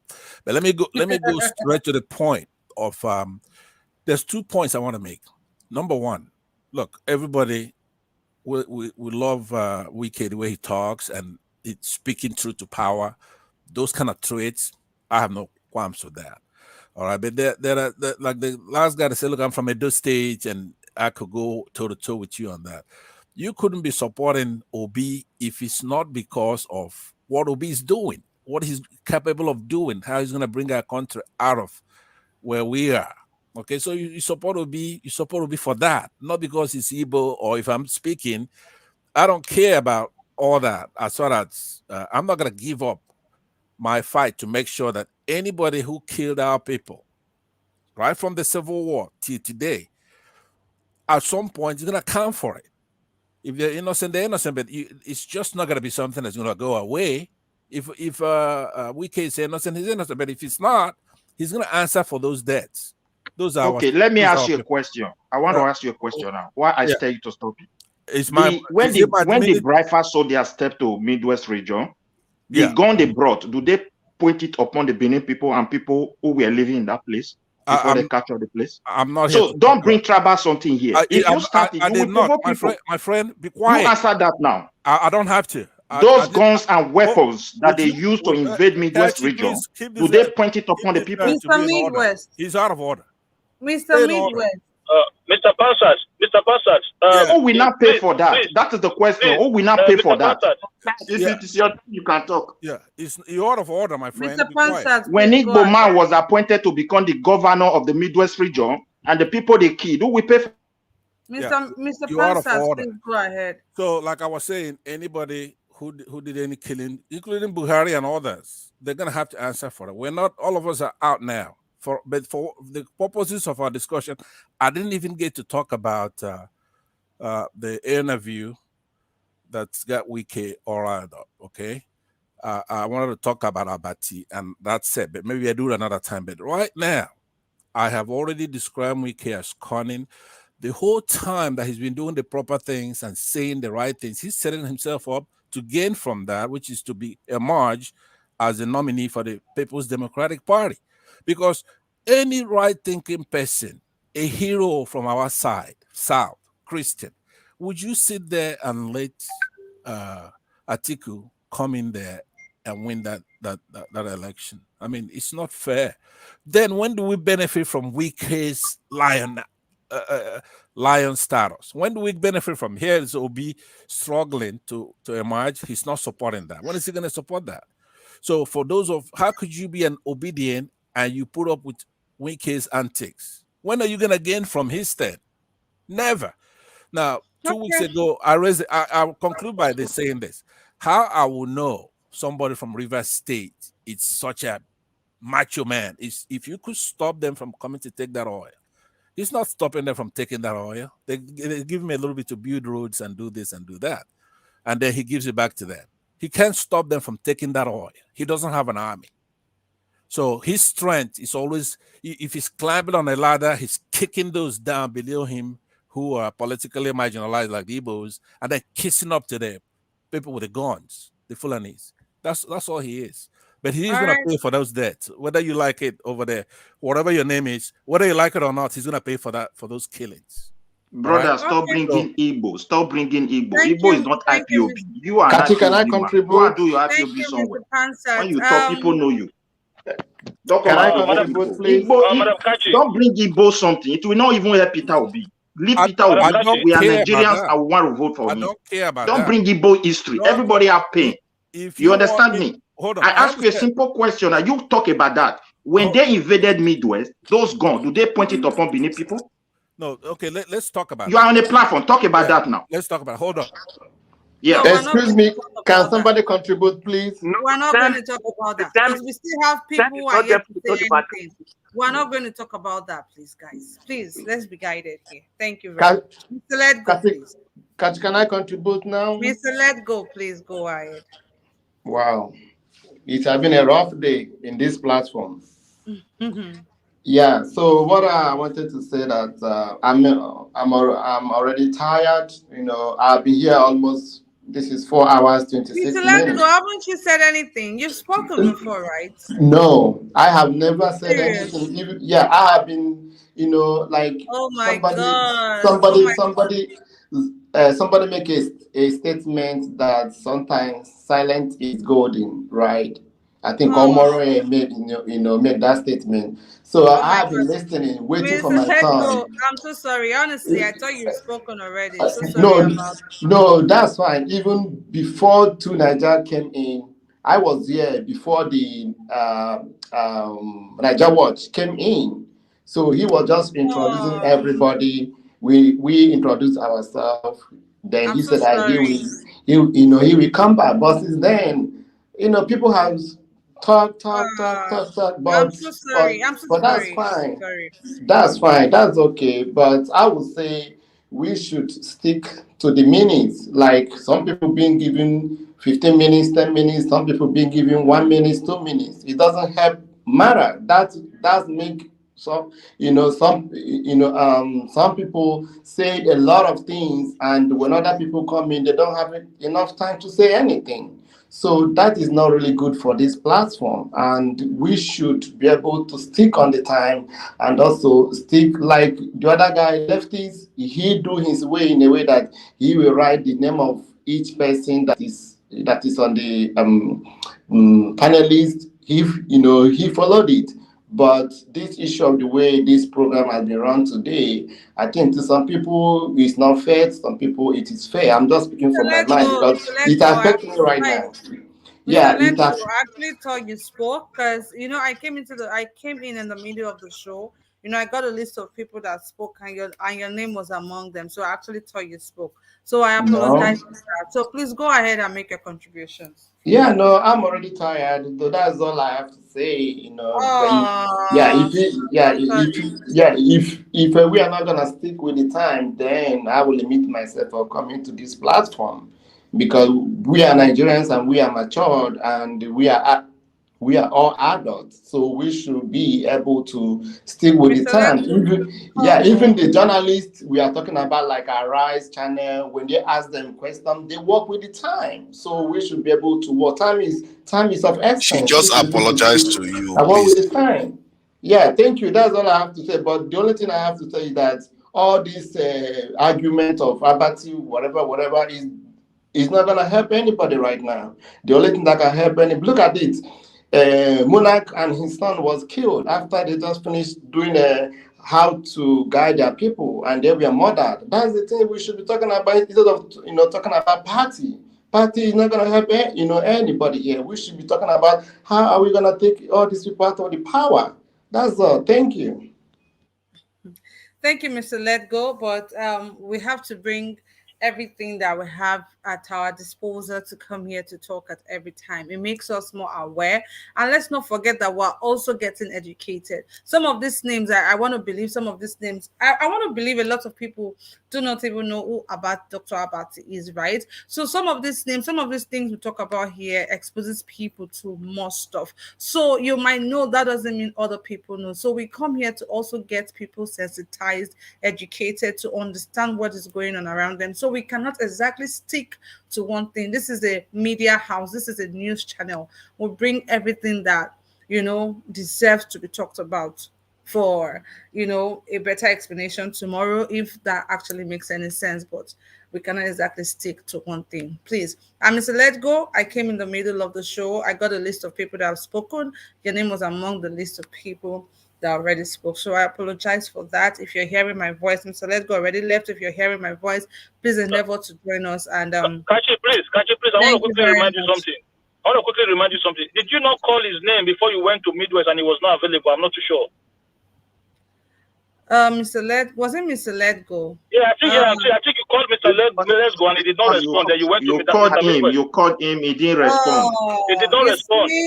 You see, Mr. Let Go, you see, Yes, even me, I've even forgotten. No, because I can remember, because you called him, he did not respond. You called Midwest. Midwest did not respond. Then you were going to see him before Midwest not came back. You see, Mr.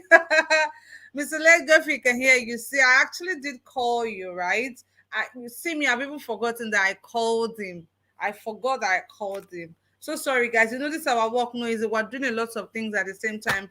Our eyes are everywhere, looking at the comment section, looking at the viewers, looking at the likes, looking at our eyes are just everywhere. So I apologize for that, guys.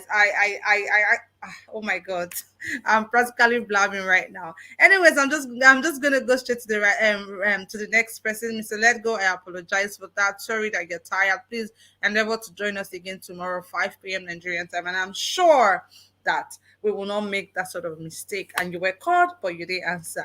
I'm gonna go straight to let them say, please. Thank you, everyone. What we are fighting for is for Peter to win, not those they keep in Port Harcourt or those who keep people in Port Harcourt. Or to talk, I hate everybody that fight in war. In the war, keep people in my village. So who is going to pay for that? So whatever is, how Peter Obi will win. Go and make your strategies. How Peter Obi will win. As I'm making my strategies, how Peter Obi will win. Thank you. God bless you. That should be our focus. Not weekly impeachment of that person. Thank you. Thank you. Let them say thank you very much. I'm going to go straight to Mr. 2 Mr. 2 please. Yeah, I think that when people criticize Wike for being loyal is something that you have to ask yourself. You know, if you have a woman that is loyal to a partner that has suffered bad, ill times, when the wife is loyal to that partner, people would like to praise her. But when it's a politician and they say he should behave like every other politician and do what other politicians do, this is why our consciousness needs to improve to an extent. And I do like what that guy says, something about the landlord destroying the house to get a tenant out.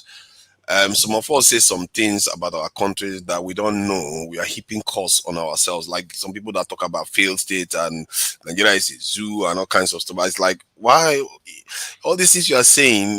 You forgot you are part of the stuff you are causing. The very land that has given you life, you are causing it, and you don't know how things. Everything you say becomes part of you, and we have to understand why we are here too. When we are here to learn how to better ourselves and better our communities. Some of us that are talking here may go on to do things on the ground and actually make changes. And it means that we need to have them have the best information possible. Because in this world, where the people you are competing against that have the best tools and everything, the best information rises up. And the best ones need to rise up. And when this guy came on this panel today and started making such serious allegations against someone, without any evidence, and even the evidence is provided, it's not backing up that this thing. It's just, we can't be doing this type of things. It's like polluting this information highway, really. Any information we absorb goes into our system and we use it. It's like passing a falsehood like a venereal disease. We hear people accusing this one of being Boko Haram. This one is doing this, and it's our country. Then would you take a question on that? It's our country we are talking about here. We can't just be making unsubstantiated claims and spreading falsehood about things that are not actually verified, because these things are important. It affects you that is spreading that stuff too. Just because you are angry doesn't mean you should pollute the information that the people are using. Because this information, when they hear it, they internalize it and sometimes use it to make decisions, because they will see a Muslim guy or see a Fulani and they will judge that Fulani because of something they've heard. Somebody is judging. Can you imagine accusing a Wike of somehow being in cahoot with the terrorists? It's just... No, I didn't say that. I didn't say that. That he made it possible for the northern this in Chibok girls to be kidnapped or something. No, if anything, he was the opposite.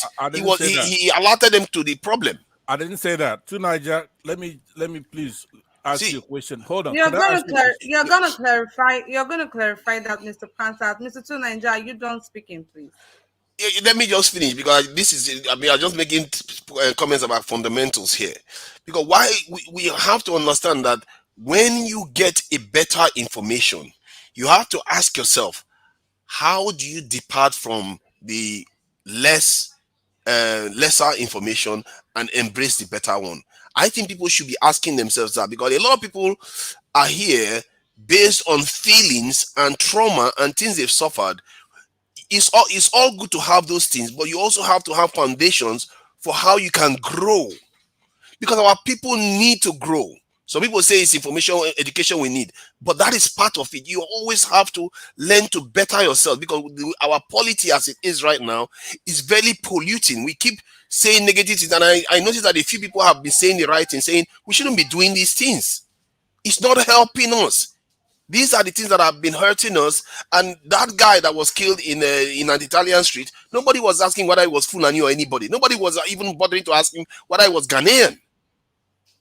They just did him in, like they did George Floyd in, like they do our people all over the place in Brazil, everywhere. And we still keep repeating the same mistake we've been making forever. We need to really, really think carefully when we say these things. Thank you. All right, thank you very much, Mr. All right, Tunanja. Kashi, can you hear me? Yeah, I can hear you. All right, good evening once again to every one of you right there. I appreciate you all. We all are watching from here. I just wanted to quickly interfere to what happened with Mr. Let Go. Yes, I actually started the broadcast. So Mr. Let Go was the first person who contributed today. So Mr. Let Go actually... Serious? Yes, it was the first person who contributed today. It was the first person who actually joined me today, followed by Brother Nice. So Mr. Lego was the first contributor today, and he talked for more than 5 minutes. So, and please, no interruption, please, everybody mute yourself. So, and I was watching. Kashi actually called Mr. Let Go twice, and he never responded as well. So, Mr. Let Go, I want you to understand that you belong here, and we should understand what is going on here. Sometimes is very tight, you know. Give it time for people. We caught some people sometimes here, and they are not close to their gadgets, so we just move on to the next person. But you coming out to say that you have not contributed anything for complete 4 hours, no, that is not right. We started it together, and you talk for 5 minutes. And if there's any more argument, then I can record that part and play it on our next broadcast to know that you've already contributed. And I want to urge everyone on this platform, whenever any of my admins are calling you to contribute, in case you are not available, you're not close to your gadget, we're just going to move on to the next person. That's what we do here, just to keep the time rolling. Yes, I appreciate every one of you. Thank you very much for your wonderful contribution. And Mr. Moriyi actually nailed it today. I listened to your contribution. Thank you very much, Mr. Moriyi. I appreciate every one of you right there. Pansat, thank you. To Niger, CM, my brother Akim, and many others. I appreciate every one of you. Thank you. And have a good night, everyone. Kashi, over to you. Thank you, Mr. Niger Watch. Mr. Amechi, I can see in the comment section, or wait till I do you. You don't want me to be happy. I beg you guys should like and share this broadcast if you're yet to do so. Thank you all so much. Thank you. I want to believe everybody has contributed, right? Before they go accuse me again. Has everybody contributed? No. Mrs. Your Kashi. exoneration Mrs. is Kashi. complete. Mrs. Kashi. Give me time to laugh. Mrs. Kashi. I've contributed partially. Mrs. Kashi. It's not let Omoru talk, please. Who said they contributed partially? Pansat. Yeah, make I talk. If you say I can talk, I'll talk. Madam. I want bombard Wike one more time. You don't get anything to tell us. Let Omoru talk. We can stop. Let's Omoru, everybody vote for Omoru. Let Omoru talk. You don't get anything you want to tell us. If you want to tell us something, make it support the people's cause, the people's movement, which is a bid for president. That is it. If it's going back to PDP, let him be quiet. Don't attack Abati, don't attack anybody. We don't stop him from going to PDP and be loyal to PDP. He should do that with dignity. Don't come here and fool us. Look, Wike is a PDP member. Which one is he going back to PDP again? Omorie, you know, the funny thing is that He should remain here quietly. He should remain. He cannot love for PDP. His love for PDP should not be. He should not declare the pains of Nigerians at the moment. We are in pains. Nigerians are bleeding. People are dying. His love for PDP is not benefiting us. He should remain there in PDP and be quiet. Mr. Moruyi, make I still say my own. Maybe I still talk. So that, well, that is how person. Okay, what I want to say is this. My contribution is that we.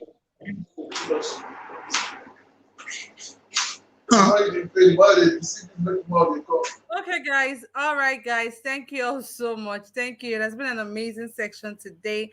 Please endeavor to join us tomorrow again, 5 p.m. Nigerian time. I thought I was going to say something. Just the love. Please endeavor to join us tomorrow, 5 p.m. Nigerian time. They feel happy now. They feel happy. I love everybody. I love the panel. Amazing guys in the comment section. You guys are wonderful. Thank you so much for being here. I appreciate you all. Guy Owanlele, I don't know which problem you get with me, but thank you for being here. ALAL, my Fulani brother, I see you right there. Mr. Femi Bash, I see you right there. Mr. Amechi in the face, I see you guys. I see all of you in the comment section. I see everyone on the panel section. You guys are amazing. To my amazing viewers, I see you all. Guys, do not hesitate to join us tomorrow, 5 p.m. Nigerian time, for a discussion like this. Thank you. Endeavor to support our channel with whatever you can. Like and share this broadcast. God bless you. God bless the Federal Republic of Nigeria. Happy New Month to you all once again. Bye-bye and ciao. This is me saying peace out.